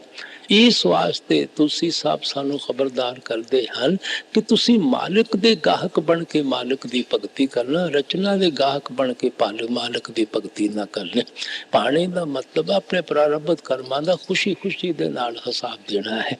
ਜਿਸ ਵੀ ਹਾਲਤ ਵਿੱਚ ਉਹ ਮੌਲਾ ਰੱਖਦਾ ਹੈ, ਉਸੇ ਹਾਲਤ ਵਿੱਚ ਰਹਿੰਦੇ ਹੋਏ ਮਾਲਕ ਦੀ ਭਗਤੀ ਕਰਨੀ ਹੈ। ਇੱਕ ਮਹਾਤਮਾ ਕਹਿੰਦੇ, ਜੇ ਰਾਜ ਕਰਾਈ ਤਾਂ ਤੇਰੀ ਉਪਮਾ, ਜੇ ਭੀਖ ਮੰਗਾਈ ਤਾਂ ਕਿਆ ਕਟ ਜਾਈ। ਐ ਪ੍ਰਮਾਤਮਾ, ਅਗਰ ਤੂੰ ਦੁਨੀਆ ਦਾ ਰਾਜ ਪਾਠ ਵੀ ਮੈਨੂੰ ਦੇ ਦੇਵੇਂਗਾ, ਮੈਂ ਤੇਰੀ ਮਹਿਮਾ ਕਰਨੀ ਹੈ, ਤੇਰੀ ਭਗਤੀ ਕਰਨੀ ਹੈ। ਅਗਰ ਮੈਨੂੰ ਦੁਨੀਆ ਵਿੱਚ ਆ ਕੇ ਦਰਬਦਰ ਠੋਕਰਾਂ ਖਾਣੀਆਂ ਪੈਣਗੀਆਂ, ਫਿਰ ਕਿਹੜਾ ਮੈਂ ਦਾਤੇ ਦਾ ਦਰਵਾਜ਼ਾ ਛੱਡ ਕੇ ਕਿਤੇ ਹੋਰ ਚਲੇ ਜਾਣਾ ਹੈ। ਮੈਂ ਤਾਂ ਫਿਰ ਵੀ ਇਸੇ ਦਰ ਦਾ ਕੁੱਕਰ ਹਾਂ। ਜਿਸ ਤਰ੍ਹਾਂ ਸਮੁੰਦਰੀ ਜਹਾਜ਼ ਦੇ ਕਾਂ ਨੂੰ ਉਸ ਜਹਾਜ਼ ਤੋਂ ਬਗੈਰ ਕੋਈ ਟਿਕਾਣਾ ਨਹੀਂ ਹੈ, ਸਾਡੀ ਆਤਮਾ ਨੂੰ ਵੀ ਉਸ ਮਾਲਕ ਤੋਂ ਬਗੈਰ ਦੁਨੀਆ ਅੰਦਰ ਕੋਈ ਟਿਕਾਣਾ ਨਹੀਂ ਹੈ। ਇਸ ਵਾਸਤੇ ਤੁਲਸੀ ਸਾਹਿਬ ਖਬਰਦਾਰ ਕਰਦੇ ਹਨ ਕਿ ਖਾਸ਼ਾ ਤ੍ਰਿਸ਼ਨਾ ਲੈ ਕੇ ਕਦੇ ਮਾਲਕ ਦੀ ਭਗਤੀ ਨਾ ਕਰਨਾ। ਇਸੇ ਵਾਸਤੇ ਕਿਹਾ ਸੀ ਕਿ ਤੁਧ ਬਿਨ ਹੋਰ ਕੁਛ ਮੰਗਣਾ, ਸਿਰ ਦੁੱਖਾਂ ਕੇ ਦੁੱਖ। ਐ ਪ੍ਰਮਾਤਮਾ, ਅਗਰ ਤੇਰੇ ਕੋਲੋਂ ਤੇਰੇ ਸਵਾ ਹੋਰ ਕੁਛ ਮੰਗਦੇ ਹਾਂ, ਅਸੀਂ ਦੁੱਖ ਮੰਗ ਰਹੇ ਹਾਂ, ਮੁਸੀਬਤਾਂ ਮੰਗਣ ਲੱਗੇ ਹੋਏ ਹਾਂ। ਕਬੀਰ ਸਾਹਿਬ ਕਹਿੰਦੇ, ਜਿਸ ਕੋ ਕਛੂ ਨਾ ਚਾਹੀਏ ਵਹੀ ਸ਼ਹਿਨशाह। ਜਿਹਨੂੰ ਐਸ ਰਚਨਾ ਚੋਂ ਕਿਸੇ ਚੀਜ਼ ਦੀ ਜ਼ਰੂਰਤ ਨਹੀਂ ਹੈ, ਉਸ ਤੋਂ ਵੱਡਾ ਹੋਰ ਸ਼ਹਿਨशाह ਬਾਦਸ਼ਾਹ ਕਿਹੜਾ ਹੋ ਸਕਦਾ ਹੈ।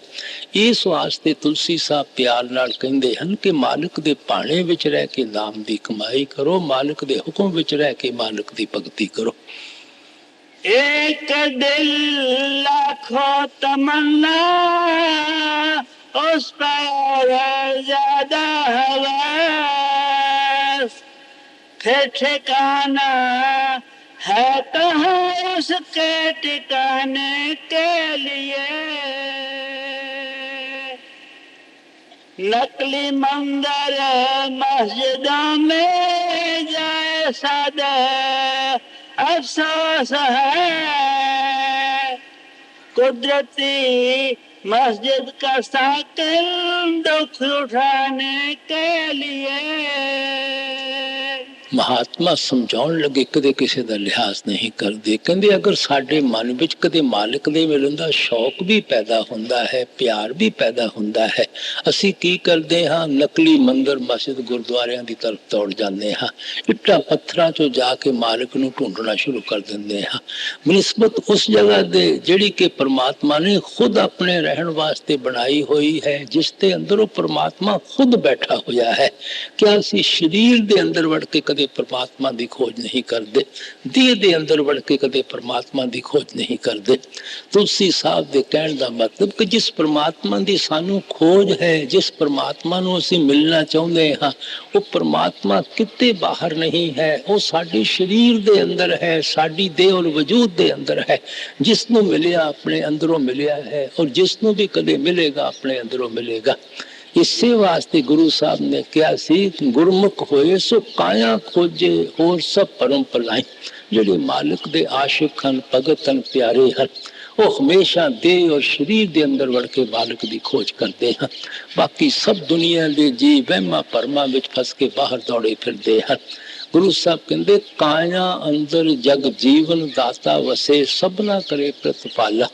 वो परमेश्वर जिसने सारे जग नूं जीवन दिता है, जिहड़ा सारियां दा दाता, सारियां दा बादशाह है, जो सब दी संभाल और सब दी परवरिश करता है, वो सानू कित्थों मिलेगा? इस काया दे अंदरों मिलेगा, इस शरीर दे अंदरों मिलेगा, देह और वजूद दे अंदरों मिलेगा। क्राइस्ट ने इसे वास्ते कहा सी, repent kingdom of God is within you. तुसी पिछले जन्मां अंदर जो कर्म कर बैठे हो, उन्हां दा पश्चाताप करो, उन्हां दा हिसाब किताब खत्म करो। परमात्मा किते बाहर नहीं है, थोड़े शरीर दे अंदर है, थोड़ी देह और थोड़ी वजूद दे अंदर है। कबीर साहब कहते ज्यों तिल में तेल है चकमक में आग, तेरा प्रीतम तुझ में जाग सके तो जा। जिस तरह भरावा तिला अंदर तेल है, पत्थर अंदर अग्नि है, उसी तरह परमेश्वर भी तेरे शरीर दे अंदर है, तेरी देह और वजूद दे अंदर है। पलटू साहब कहते साहब साहब क्या करे साहब तेरे पास, किड़े परमात्मा नूं मिट्टां पत्थरां चों, सरोवरां चों, जंगलां पहाड़ां चों, तीर्थां चों ढूंढदे फिरदे हो। वो परमात्मा तो 24 घंटे थोड़े नाल नाल तुरिया फिरदा है, थोड़े शरीर दे अंदर बैठा होया है, देह और वजूद दे अंदर बैठा होया है।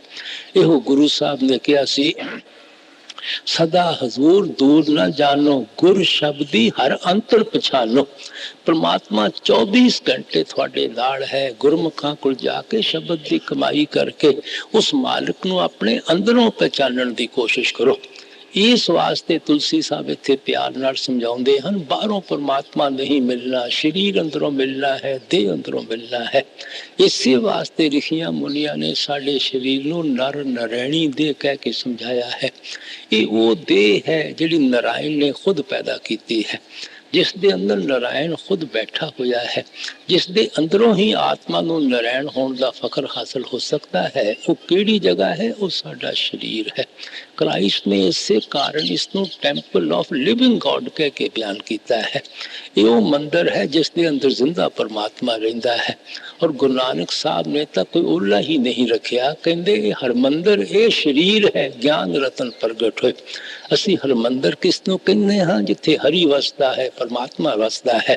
वो कहंदे थोड़ा शरीर ही असली मालिक दे रहन दा हरमंदिर है। जदों भी थानू मालिक दे मिलन दा ज्ञान होवेगा, शरीर दे अंदरों होवेगा, देह और वजूद दे अंदरों होवेगा। असी दुनिया दे जीव अजीब अकल दे मालिक हाँ, जिहड़ियां असी मालिक दे रहन दी जगह बनाउने हाँ, उत्थे जाके दिन रात परमात्मा नूं ढूंढण लगे होए हाँ।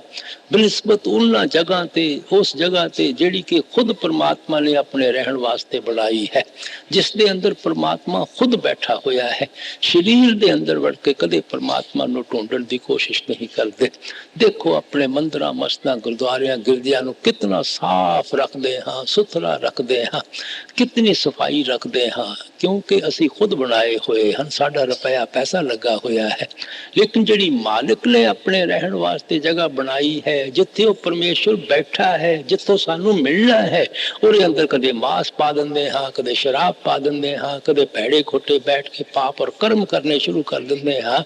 अपनी बनाई हुई दी चीज की कदर करते हाँ, मालिक की बनाई हुई चीज की कोई कदर नहीं करता। फिर कई दफा तो हिस्ट्री पढ़ के इतनी शर्म आती है, साडे बनाए हुए मंदिरां मस्जिदां गुरुद्वारियां गिरजियां दी गलती दे नाल कोई दीवार दी एक इट भी गिर जावे, असी परमात्मा दे साजे हुए हरमंदिरां नूं हज़ारां दी तादाद विच गिराउण वास्ते जांदे हां। इंसान इंसान नाल नफरत करता है, इट्टां पत्थरां नाल प्यार करता है। फिर असी अपने आप को शहीद कहलाउने हाँ, मजहब के रखवाले कहलाउने हाँ। अगर एक दूसरे के गले कट्टण दे नाल ही परमात्मा मिल सकता होवे, इस तो सस्ता सौदा होर किहड़ा हो सकता है। लेकिन साडा ख्याल गलत है। जिन्हां दा परमात्मा नाल प्यार है, वो परमात्मा की खिलकत, परमात्मा के मखलूक दे नाल भी प्यार करते हैं। एक ही तो परमात्मा है, उसे ने तो सानू सारियां नू पैदा किया है, और वो साडे हर एक दे अंदर बैठा होया है। मैं कहना अगर फिर भी कोई किसी नू नफरत करता है, वो परमात्मा नू नफरत करता है। अगर कोई कौम किसी कौम नू हकारत की नजर नाल देखती है, अगर कोई मजहब किसी मजहब की निंदिया चुगली विच लगा होया है, उस कौम और मजहब के अंदर तो मालिक दे मिलन का हले शौक ही पैदा नहीं होया, प्यार ही पैदा नहीं होया। गुरु नानक साहब कहते जिया जंत सब तुस दे, सबना का सोई, मंदा किसनू आखजे जे दूजा होई। ऐ परमात्मा, ये सारे दुनिया के जीव तू खुद पैदा किए हैं, और हर एक दे अंदर तू खुद बैठा होया है। मंदा बुरा तो मैं उन्होंने कहां जे इन्होंने किसी होर ने पैदा किया होवे, इन्हां अंदर कोई होर परमात्मा रहिंदा होवे। देखो साडे ख्याल नूं कितना उच्चा ले जाने की कोशिश करते हैं। फिर गुरु साहब ने सानू मालक के प्रार्थना करनी की सिखाई सी, तेरे भाने सरबत का भला।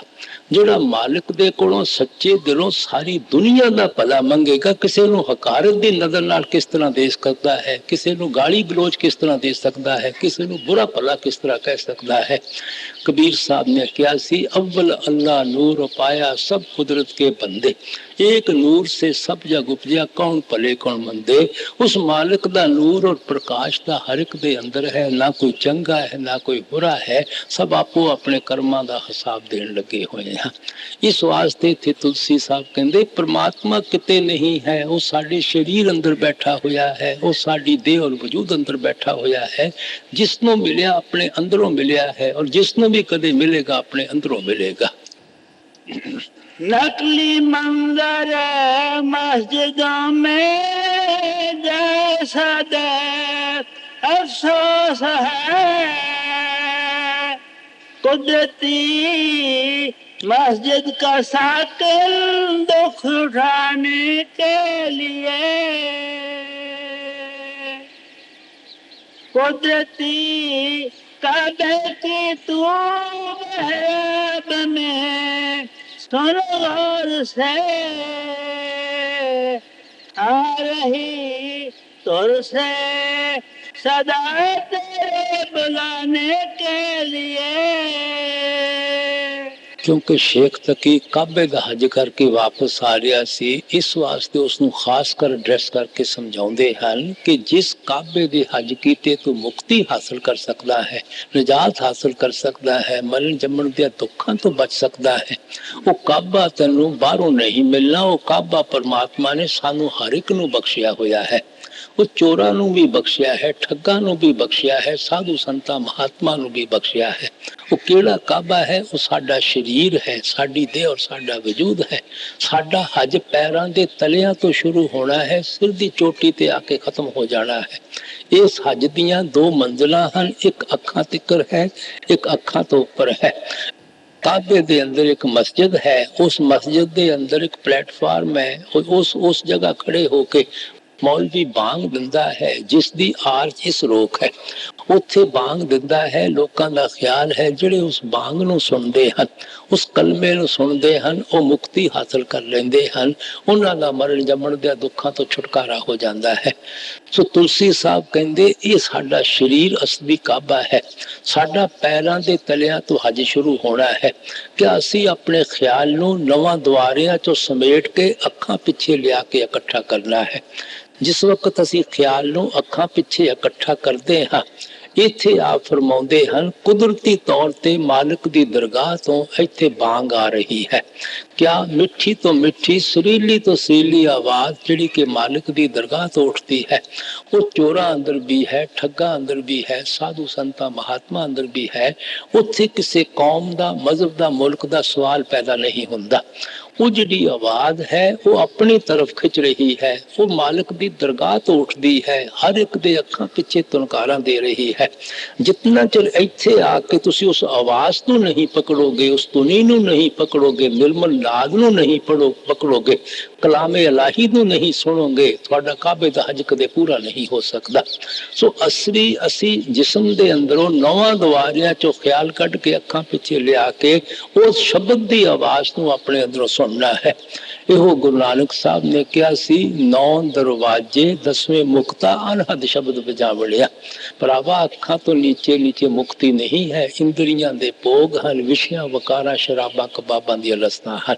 ਮਾਲਿਕ ਨੇ ਮੁਕਤੀ ਦਾ ਦਰਵਾਜ਼ਾ ਸਾਡੇ ਅੱਖਾਂ ਦੇ ਪਿੱਛੇ ਰੱਖਿਆ ਹੋਇਆ ਹੈ, ਔਰ ਉਹਦੀ ਨਿਸ਼ਾਨੀ ਇਹੋ ਰੱਖੀ ਹੈ ਕਿ ਉੱਥੇ ਅਨਹਦ ਸ਼ਬਦ ਦਿਨ ਰਾਤ ਤੁਣਕਾਰਾਂ ਦੇ ਰਿਹਾ ਹੈ।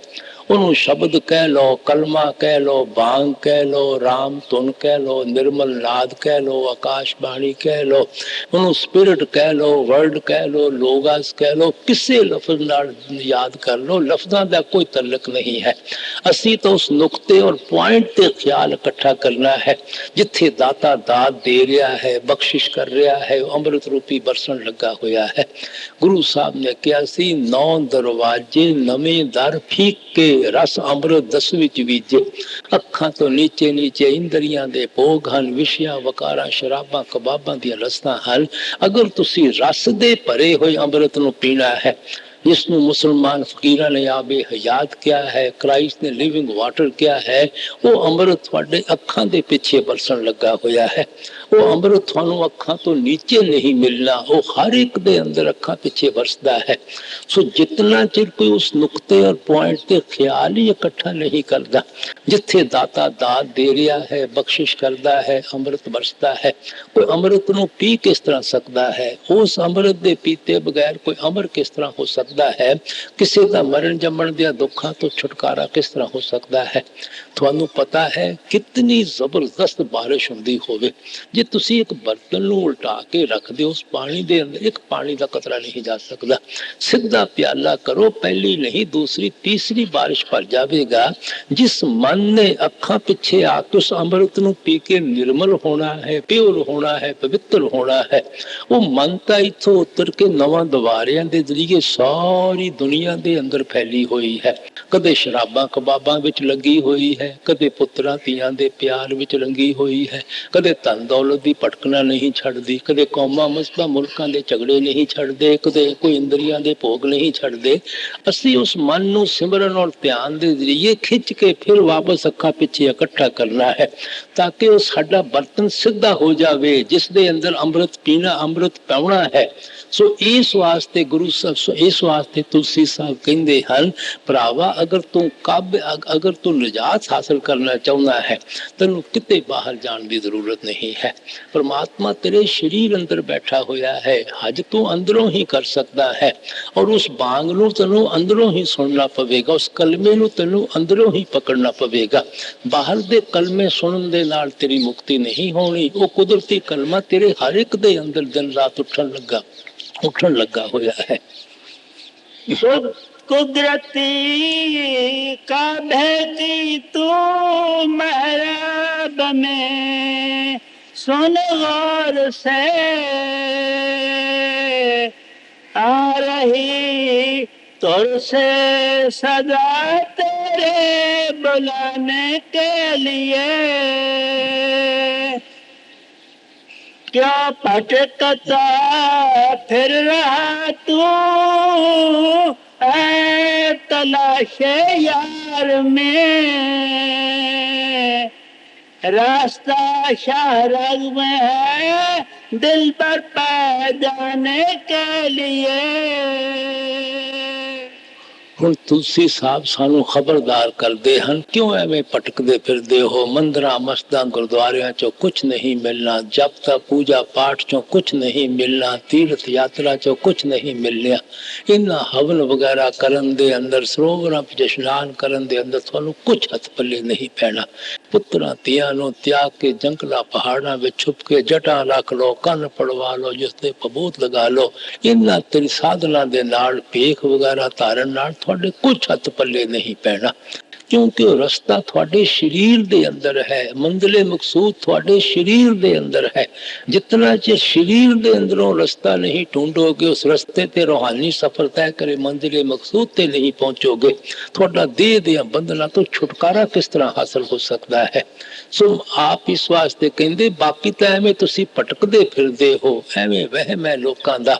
हर महीने जाके किसी सरोवर ते इशनान करे आओ, थोड़े पापां दी मैल दूर हो जाएगी। बाहर का पानी कितना प्योर और पवित्र क्यों ना होवे, साडे जिस्म दी मैल उतार सकता है, लेकिन जिहड़ी पापां दी मैल है, गुरु साहब कहंदे ओ धोवे नामे के रंग, वो तो शब्द दी कमाई नाल दूर होनी है, नाम दी कमाई नाल दूर होनी है। इसे वास्ते चौथी पातशाही ने कहा सी, सतगुर पुरख अमृत सर वड भागी ना बनावे। सतगुर पुरखां दी जिहड़ी संगत और सोबत है, वो अमृत दा सरोवर है, अमृत दा सरोवर है। लेकिन भागा वाले जीव हैं जेड़े उस अमृत दे सरोवर विच आके इशनान करते हैं। ये केड़ा अमृत दा सरोवर है, जिथे मनमुख लोग आउंदे हैं, गुरमुख बन के चले जाते हैं। बाहर कोई ऐसा सरोवर नहीं है जिथे कान नहाएगा हंस बन के निकले आवेगा। मनमुखा नू कौआ महात्मा ने कह के बयान किया है, हंस गुरमुखा नू हंस कह के बयान किया है, क्योंकि कान की खुराक विष्टा है, हंस की खुराक मोती है। ਮਨਮੁਖਾਂ ਦੀ ਕੀ ਖੁਰਾਕ ਹੈ? ਸ਼ਰਾਬਾਂ, ਕਬਾਬਾਂ, ਇੰਦਰੀਆਂ ਦੇ ਭੋਗ, ਵਿਸ਼ਿਆਂ, ਵਕਾਰਾਂ ਵਗੈਰਾ। ਇਸ ਵਾਸਤੇ ਮਹਾਤਮਾ ਉਹਨਾਂ ਨੂੰ ਮਨਮੁਖਾਂ ਕਹਿ ਦਿੰਦੇ ਹਨ। ਗੁਰਮੁਖਾਂ ਦੀ ਕੀ ਖੁਰਾਕ ਹੈ? ਉਸ ਅੰਮ੍ਰਿਤ ਨੂੰ ਆਪਣੇ ਅੰਦਰੋਂ ਪੀਣ ਲੱਗੇ ਹੋਏ ਹਨ। ਇਸ ਵਾਸਤੇ ਅਸੀਂ ਉਹਨਾਂ ਨੂੰ ਹੰਸ ਕਹਿ ਦਿੰਦੇ ਹਾਂ। ਕੋ ਬਾਹਰ ਦੇ ਸਰੋਵਰਾਂ ਵਿੱਚ ਇਸ਼ਨਾਨ ਕਰਨੇ ਕਾਂ ਹੰਸ ਨਹੀਂ ਬਣਦੇ। ਉਹ ਅੰਮ੍ਰਿਤ ਦਾ ਸਰੋਵਰ ਸਾਡੇ ਹਰ ਇੱਕ ਦੇ ਸਰੀਰ ਦੇ ਅੰਦਰ ਹੈ। ਗੁਰੂ ਨਾਨਕ ਸਾਹਿਬ ਨੇ ਕਿਹਾ ਸੀ, ਸਾਚਾ ਅੰਮ੍ਰਿਤਸਰ ਕਾਇਆ ਮਾਹੀ। ਉਹ ਜਿਹੜਾ ਸੱਚਾ ਅੰਮ੍ਰਿਤ ਦਾ ਸਰੋਵਰ ਹੈ ਉਹ ਤੁਹਾਡੇ ਸਰੀਰ ਦੇ ਅੰਦਰ ਹੈ, ਉਹ ਤੁਹਾਡੀ ਦੇਹ ਔਰ ਤੁਹਾਡੇ ਵਜੂਦ ਦੇ ਅੰਦਰ ਹੈ। ਲੇਕਿਨ ਭਾਗਾਂ ਵਾਲੇ ਜੀਵ ਹਨ ਜਿਹੜੇ ਸਰੀਰ ਦੇ ਅੰਦਰ ਵੜ ਕੇ ਉਸ ਸਰੋਵਰ ਦੇ ਅੰਦਰ ਇਸ਼ਨਾਨ ਕਰਦੇ ਹਨ। ਉਹਨਾਂ ਨੂੰ ਕੀ ਫਾਇਦਾ ਹੁੰਦਾ ਹੈ? ਗੁਰੂ ਸਾਹਿਬ ਕਹਿੰਦੇ, ਉੱਥੇ ਜਨਮ ਜਨਮ ਕੀ ਮਲ ਉਤਰੇ, ਨਿਰਮਲ ਨਾਮ ਦੜਾਏ। ਉਸ ਅੰਮ੍ਰਿਤ ਦੇ ਸਰੋਵਰ ਦੇ ਅੰਦਰ ਇਸ਼ਨਾਨ ਕਰਨ ਦੇ ਨਾਲ ਜਨਮਾਂ ਜਨਮਾਂ ਦੀਆਂ ਮੈਲਾਂ ਉਤਰ ਜਾਂਦੀਆਂ ਹਨ। ਇਹ ਕਿਹੜੀਆਂ ਜਨਮਾਂ ਜਨਮਾਂ ਦੀਆਂ ਮੈਲਾਂ? ਪਿਛਲੇ ਜਨਮਾਂ ਦੇ ਸਿੰਚਿਤ ਕਰਮ ਹਨ ਜਿਹੜੇ ਇਕੱਠੇ ਕਰਦੇ ਚਲੇ ਆ ਰਹੇ ਹਾਂ। ਉਹ ਕਿਸ ਤਰ੍ਹਾਂ ਉਤਰਦੇ ਹਨ? ਨਾ ਨਿਰਮਲ ਨਾਮ ਦੜਾਏ, ਸ਼ਬਦ ਦੀ ਕਮਾਈ ਕਰਨ ਦੇ ਨਾਲ, ਨਾਮ ਦੀ ਕਮਾਈ ਕਰਨ ਦੇ ਨਾਲ। ਸੋ ਗੁਰਮੁਖਾਂ ਦੀ ਸੋਬਤ ਵਿੱਚ ਜਾ ਕੇ ਨਾਮ ਦੀ ਕਮਾਈ ਕਰਨ ਨਾਲ ਹੀ ਸਾਡੀ ਆਤਮਾ ਨਿਰਮਲ ਹੋ ਸਕਦੀ ਹੈ, ਪਿਓਰ ਔਰ ਪਵਿੱਤਰ ਹੋ ਸਕਦੀ ਹੈ। ਇਸ ਵਾਸਤੇ ਤੁਲਸੀ ਸਾਹਿਬ ਸਾਨੂੰ ਖਬਰਦਾਰ ਕਰਦੇ ਹਨ। ਮਤੇ ਤੁਹਾਡੇ ਮਨ ਵਿੱਚ ਖਿਆਲ ਹੋਵੇ ਕਿ ਤੀਰਥ ਯਾਤਰਾ ਕਰਨ ਦੇ ਅੰਦਰ ਮੁਕਤੀ ਹੈ, ਜਾਂ ਪੜ੍ਹਨ ਪੜਾਉਣ ਦੇ ਅੰਦਰ ਮੁਕਤੀ ਹੈ, ਜਾਂ ਪੇਖ ਧਾਰਨ ਵਿੱਚ ਮੁਕਤੀ ਹੈ, ਜਾਂ ਹਵਨ ਵਗੈਰਾ ਕਰਨ ਦੇ ਵਿੱਚ ਮੁਕਤੀ ਹੈ, ਹਠ ਕਰਮਾਂ ਦੇ ਅੰਦਰ ਮੁਕਤੀ ਹੈ, ਜਪ ਤਪ ਦੇ ਵਿੱਚ ਮੁਕਤੀ ਹੈ, ਪੂਜਾ ਪਾਠ ਦੇ ਵਿੱਚ ਮੁਕਤੀ ਹੈ। ਇਸੇ ਵਾਸਤੇ ਗੁਰੂ ਨਾਨਕ ਸਾਹਿਬ ਨੇ ਕਿਹਾ ਸੀ, ਸੱਚੋਂ ਉਰੇ ਸਭ ਕੋ ਉਪਰ ਸੱਚ ਅੱਛਾ। ਇਹਨਾਂ ਦਾ ਜੋ ਵੀ ਫਲ ਹੈ ਉਹ ਸ਼ਬਦ ਔਰ ਨਾਮ ਦੀ ਕਮਾਈ ਤੋਂ ਨੀਚੇ ਨੀਚੇ ਰਹਿ ਜਾਂਦਾ ਹੈ। ਉਹ ਜਿਹੜਾ ਸ਼ਬਦ ਦਾ ਫਲ ਹੈ ਉਹ ਉੱਚੇ ਤੋਂ ਉੱਚਾ ਹੈ, ਸੁੱਚੇ ਤੋਂ ਸੁੱਚਾ ਹੈ। ਇਸੇ ਵਾਸਤੇ ਗੁਰੂ ਨਾਨਕ ਸਾਹਿਬ ਕਹਿੰਦੇ, ਨਾਮੇ ਤੁਲਨਾ ਪੁੱਜੀ ਸਭ ਡਿੱਠੀ ਠੋਕ ਵਜਾਏ। ਨਾਮ ਭਗਤੀ ਦੀ ਕੋਈ ਚੀਜ਼ ਦੁਨੀਆ ਵਿੱਚ ਮੁਕਾਬਲਾ ਨਹੀਂ ਕਰ ਸਕਦੀ। ਗੁਰੂ ਸਾਹਿਬ ਕਹਿੰਦੇ, ਮੈਂ ਕੋਈ ਸੁਣੀਆਂ ਸੁਣਾਈਆਂ ਪੜੀਆਂ ਪੜਾਈਆਂ ਗੱਲਾਂ ਨਹੀਂ ਕਹਿੰਦਾ, ਠੋਕ ਵਜਾ ਕੇ ਤੁਹਾਨੂੰ ਜ਼ਾਤੀ ਤਜਰਬਾ ਸਮਝਾਉਣ ਲੱਗਾ ਹੋਇਆ ਹਾਂ। ਸੋ ਇਸ ਵਾਸਤੇ ਇੱਥੇ ਤੁਲਸੀ ਸਾਹਿਬ ਪਿਆਰ ਨਾਲ ਕਹਿੰਦੇ ਹਨ, ਬਾਕੀ ਸਭ ਭਟਕ ਹੈ, ਐਵੇਂ ਆਪਣੇ ਆਪ ਨੂੰ ਖਰਾਬ ਕਰਨ ਵਾਲੀ ਗੱਲ ਹੈ। ਮਾਲਕ ਸਾਡੇ ਅੰਦਰ ਹੈ ਔਰ ਮਾਲਕ ਦੇ ਮਿਲਣ ਦਾ ਰਸਤਾ ਵੀ ਸਾਡੇ ਅੰਦਰ ਹੈ। ਇਹ ਸ਼ਾਹ ਰਗ ਸਾਡੀ ਕੰਡੀ ਨਹੀਂ ਹੈ, ਉਹ ਸ਼ਾਹ ਰਗ ਅੱਖਾਂ ਤੋਂ ਅੱਗੇ ਜਾ ਕੇ ਮਿਲਣੀ ਹੈ। ਇਹ ਮਿਸਟਿਕ ਟਰਮ ਹੈ ਜਿਸ ਦੇ ਜ਼ਰੀਏ ਗੁਜ਼ਰ ਕੇ ਅਸੀਂ ਆਪਣੇ ਘਰ ਦੇ ਰਸਤੇ ਤੇ ਪੈਣਾ ਹੈ। ਇਸ ਵਾਸਤੇ ਆਪ ਕਹਿੰਦੇ, ਜੋ ਕੁਝ ਮਿਲਣਾ ਹੈ ਉਹ ਸਰੀਰ ਦੇ ਅੰਦਰੋਂ ਮਿਲਣਾ ਹੈ, ਦੇਹ ਔਰ ਵਜੂਦ ਦੇ ਅੰਦਰੋਂ ਮਿਲਣਾ ਹੈ। क्यों भटकता फिर रहा तू तलाशे यार में, रास्ता शाहरग में है दिल पर पाए जाने के लिए। मुर्शदे कामल से मिल सिद्क और सबूरी से तकी, जो तुझे देगा फहम शारक के पाने के लिए। ਸਮਝਾਉਂਦੇ ਹਨ, ਮਾਲਕ ਵੀ ਅੰਦਰ ਹੈ, ਮਾਲਕ ਦੇ ਮਿਲਣ ਦਾ ਰਸਤਾ ਵੀ ਅੰਦਰ ਹੈ, ਲੇਕਿਨ ਉਸ ਰਸਤੇ ਦੀ ਖੋਜ ਕਿਸ ਤਰ੍ਹਾਂ ਕਰਨੀ ਹੈ, ਇਹ ਮਾਲਕ ਦੇ ਭਗਤਾਂ ਕੋਲੋਂ ਪਤਾ ਲੱਗੇਗਾ, ਮਾਲਕ ਦੇ ਪਿਆਰਿਆਂ ਕੋਲੋਂ ਪਤਾ ਲੱਗੇਗਾ। ਉਹਨਾਂ ਦੀ ਸੰਗਤ ਕਰਨੀ ਪੈਂਦੀ ਹੈ, ਉਹਨਾਂ ਦੀ ਸੋਬਤ ਕਰਨੀ ਪੈਂਦੀ ਹੈ, ਉਹਨਾਂ ਨਾਲ ਪਿਆਰ ਕਰਨਾ ਪੈਂਦਾ ਹੈ, ਉਹਨਾਂ ਤੇ ਭਰੋਸਾ ਕਰਨਾ ਪੈਂਦਾ ਹੈ, ਉਹਨਾਂ ਤੇ ਯਕੀਨ ਕਰਨਾ ਪੈਂਦਾ ਹੈ। ਫਿਰ ਸਾਨੂੰ ਉਹ ਤਰੀਕਾ ਦੱਸਦੇ ਹਨ, ਸਾਧਨ ਦੱਸਦੇ ਹਨ, ਉਹਨਾਂ ਦੇ ਕਹਿਣ ਦੇ ਮੁਤਾਬਕ ਸਾਨੂੰ ਅੰਦਰ ਪ੍ਰੈਕਟਿਸ ਕਰਨੀ ਪੈਂਦੀ ਹੈ। ਮਾਲਕ ਦੇ ਭਗਤਾਂ ਔਰ ਪਿਆਰਿਆਂ ਨੇ ਕੋਲ ਕੇ ਸਾਡੇ ਅੰਦਰ ਕੁਝ ਨਹੀਂ ਪਾਉਣਾ, ਸਭ ਕੁਝ ਸਾਡੇ ਅੰਦਰ ਸਾਡੀ ਖਾਤਰ ਉਹਨਾਂ ਨੇ ਰੱਖਿਆ ਹੈ, ਲੇਕਿਨ ਸਾਨੂੰ ਪਤਾ ਨਹੀਂ, ਉਹਨਾਂ ਨੂੰ ਪਤਾ ਹੈ। ਉਹਨਾਂ ਨੇ ਇਸ਼ਾਰਾ ਕਰਨਾ ਹੈ, ਤਰੀਕਾ ਦੱਸਣਾ ਹੈ। ਇਸ ਵਾਸਤੇ ਆਪ ਫਰਮਾਉਂਦੇ ਹਨ, ਅਸੀਂ ਉਹਨਾਂ ਦੀ ਸੰਗਤ ਵਿੱਚ ਜਾਣਾ ਹੈ, ਉਹਨਾਂ ਦੀ ਸੋਬਤ ਵਿੱਚ ਜਾਣਾ ਹੈ। मुर्शदे कामल से मिल सिद्क और सबूरी से तकी, जो तुझे देगा फहम शारक के पाने के लिए। गोश बातिन हो कुशादा जो करे कुछ दिन अमल, ला इलाहा अल्लाहू अकबर पा जाने के लिए। ਹੁਣ ਆਪ ਫਰਮਾਉਂਦੇ ਹਨ, ਅਗਰ ਗੁਰਮੁਖਾਂ ਦੇ ਸਮਝਾਉਣ ਦੇ ਮੁਤਾਬਕ ਅੰਦਰ ਅਸੀਂ ਉਸ ਰੂਹਾਨੀ ਸਫ਼ਰ ਨੂੰ ਤੈਅ ਕਰਦੇ ਹਾਂ, ਸਾਡੇ ਅੰਦਰ ਦੇ ਕੰਨ ਖੁੱਲ ਜਾਂਦੇ ਹਨ, ਅੰਦਰ ਦੀਆਂ ਅੱਖਾਂ ਖੁੱਲ ਜਾਂਦੀਆਂ ਹਨ। ਜਿਸ ਬਾਂਗ ਦਾ ਉੱਪਰ ਤੁਲਸੀ ਸਾਹਿਬ ਨੇ ਜ਼ਿਕਰ ਕੀਤਾ ਹੈ, ਜਿਸ ਆਵਾਜ਼ ਦਾ ਸੰਤ ਮਹਾਤਮਾ ਆਪਣੀ ਬਾਣੀ ਵਿੱਚ ਜ਼ਿਕਰ ਕਰਦੇ ਹਨ, ਉਸ ਆਵਾਜ਼ ਦਾ, ਉਸ ਬਾਂਗ ਦਾ ਇਨ੍ਹਾਂ ਕੰਨਾਂ ਦੇ ਨਾਲ ਕੋਈ ਤਲਕ ਨਹੀਂ ਹੈ। ਉਸ ਜੋਤੀ ਦਾ, ਉਸ ਪ੍ਰਕਾਸ਼ ਦਾ ਇਨ੍ਹਾਂ ਅੱਖਾਂ ਦੇ ਨਾਲ ਕੋਈ ਤਲਕ ਨਹੀਂ ਹੈ। ਉਹ ਅੰਦਰ ਦੇ ਹੋਰ ਕੰਨ ਹਨ ਜਿਹੜੇ ਉਸ ਬਾਂਗ ਨੂੰ ਸੁਣਦੇ ਹਨ। ਉਹ ਅੰਦਰ ਦੀਆਂ ਹੋਰ ਅੱਖਾਂ ਹਨ ਜਿਹੜੀਆਂ ਉਸ ਪ੍ਰਕਾਸ਼ ਨੂੰ ਦੇਖਦੀਆਂ ਹਨ। ਇਸ ਵਾਸਤੇ ਤੁਲਸੀ ਸਾਹਿਬ ਕਹਿੰਦੇ, ਅਗਰ ਅਸੀਂ ਮਹਾਤਮਾ ਦੇ ਉਪਦੇਸ਼ ਤੇ ਚੱਲ ਕੇ ਅਮਲ ਕਰਾਂਗੇ, ਸਾਡੇ ਅੰਦਰ ਦੇ ਕੰਨ ਖੁੱਲ ਜਾਂਦੇ ਹਨ, ਅੰਦਰ ਦੀਆਂ ਅੱਖਾਂ ਖੁੱਲ ਜਾਂਦੀਆਂ ਹਨ। ਇਸੇ ਵਾਸਤੇ ਕ੍ਰਾਈਸਟ ਨੇ ਕਿਹਾ ਸੀ, ਹੈਵਿੰਗ ਆਈਜ਼ ਯੇ ਸੀ ਨਾਟ, ਹੈਵਿੰਗ ਈਅਰਸ ਯੇ ਹੀਅਰ ਨਾਟ। ਅੱਖਾਂ ਹੋਣ ਦੇ ਬਾਵਜੂਦ ਤੁਸੀਂ ਉਹਨੂੰ ਦੇਖ ਨਹੀਂ ਸਕਦੇ, ਕੰਨ ਹੋਣ ਦੇ ਬਾਵਜੂਦ ਤੁਸੀਂ ਉਹਨੂੰ ਸੁਣ ਨਹੀਂ ਸਕਦੇ। ਇਹੋ ਗੁਰੂ ਨਾਨਕ ਸਾਹਿਬ ਕਹਿੰਦੇ, ਅੱਖਾਂ ਵਾਜੋਂ ਵੇਖਣਾ ਬਿਨ ਕੰਨਾਂ ਸੁਣਨਾ, ਪੈਰਾਂ ਬਾਝੋਂ ਚੱਲਣਾ ਬਿਨ ਹੱਥਾਂ ਕਰਨਾ, ਜੀਭੇ ਬਾਝੋਂ ਬੋਲਣਾ ਜੀਵਤ ਮਰਨਾ, ਨਾਨਕ ਹੁਕਮ ਪਛਾਣ ਕੇ ਤਿਉ ਕਸਮੇ ਮਿਲਣਾ। ਉਹ ਜਿਹੜੀ ਸ਼ਬਦ ਦੀ ਆਵਾਜ਼ ਹੈ, ਤੁਸੀਂ ਉਹ ਜਿਹੜਾ ਸ਼ਬਦ ਦਾ ਪ੍ਰਕਾਸ਼ ਹੈ, ਸ਼ਬਦ ਦੀ ਆਵਾਜ਼ ਹੈ, ਉਹਨੂੰ ਤੁਹਾਡੀਆਂ ਅੱਖਾਂ ਨਹੀਂ ਦੇਖ ਸਕਦੀਆਂ, ਉਹਨੂੰ ਤੁਹਾਡੇ ਕੰਨ ਨਹੀਂ ਸੁਣ ਸਕਦੇ, ਉਹਨੂੰ ਤੁਹਾਡੇ ਹੱਥ ਲੈ ਕੇ ਲਿਖ ਨਹੀਂ ਸਕਦੇ, ਔਰ ਉੱਥੇ ਨਾ ਤੁਹਾਡੇ ਪੈਰ ਲੈ ਕੇ ਪਹੁੰਚ ਸਕਦੇ ਹਨ, ਨਾ ਤੁਹਾਡੀ ਜ਼ਬਾਨ ਕਦੇ ਉਹਦੇ ਮੁਤਲਕ ਕੋਈ ਬਿਆਨ ਕਰ ਸਕਦੀ ਹੈ। ਤੁਸੀਂ ਜੀਂਦੇ ਜੀ ਮਰ ਕੇ ਉਸ ਚੀਜ਼ ਨੂੰ ਹਾਸਲ ਕਰਨਾ ਹੈ ਕਿ ਨਵਾਂ ਦੁਆਰਿਆਂ ਚੋਂ ਖਿਆਲ ਕੱਢ ਕੇ ਅੱਖਾਂ ਪਿੱਛੇ ਲਿਆ ਕੇ ਤੁਸੀਂ ਉਸ ਨੂੰ ਦੇਖ ਵੀ ਸਕਦੇ ਹੋ, ਤੁਸੀਂ ਉਸ ਨੂੰ ਸੁਣ ਵੀ ਸਕਦੇ ਹੋ, ਤੁਸੀਂ ਉਸ ਨੂੰ ਇੰਜੋਏ ਵੀ ਕਰ ਸਕਦੇ ਹੋ, ਉਸ ਨੂੰ ਟੇਸਟ ਵੀ ਕਰ ਸਕਦੇ ਹੋ। ਇਸ ਵਾਸਤੇ ਮਹਾਤਮਾ ਬਾਹਰ ਦੀਆਂ ਚੀਜ਼ਾਂ ਦੀ ਮਹਿਮਾ ਨਹੀਂ ਕਰਦੇ, ਅੰਦਰ ਸ਼ਬਦ ਦੀ ਮਹਿਮਾ ਕਰਦੇ ਹਨ, ਅੰਤਰ ਅੰਮ੍ਰਿਤ ਦੀ ਮਹਿਮਾ ਕਰਦੇ ਹਨ, ਅੰਦਰ ਦੇ ਨਾਮ ਦੀ ਮਹਿਮਾ ਕਰਦੇ ਹਨ, ਜਿਹੜਾ ਲਿਖਣ ਵਿੱਚ ਨਹੀਂ ਆਉਂਦਾ, ਪੜ੍ਹਨ ਵਿੱਚ ਨਹੀਂ ਆਉਂਦਾ, ਬੋਲਣ ਵਿੱਚ ਨਹੀਂ ਆਉਂਦਾ, ਦੇਖਣ ਵਿੱਚ ਨਹੀਂ ਆਉਂਦਾ, ਸੁਣਨ ਵਿੱਚ ਨਹੀਂ ਆਉਂਦਾ।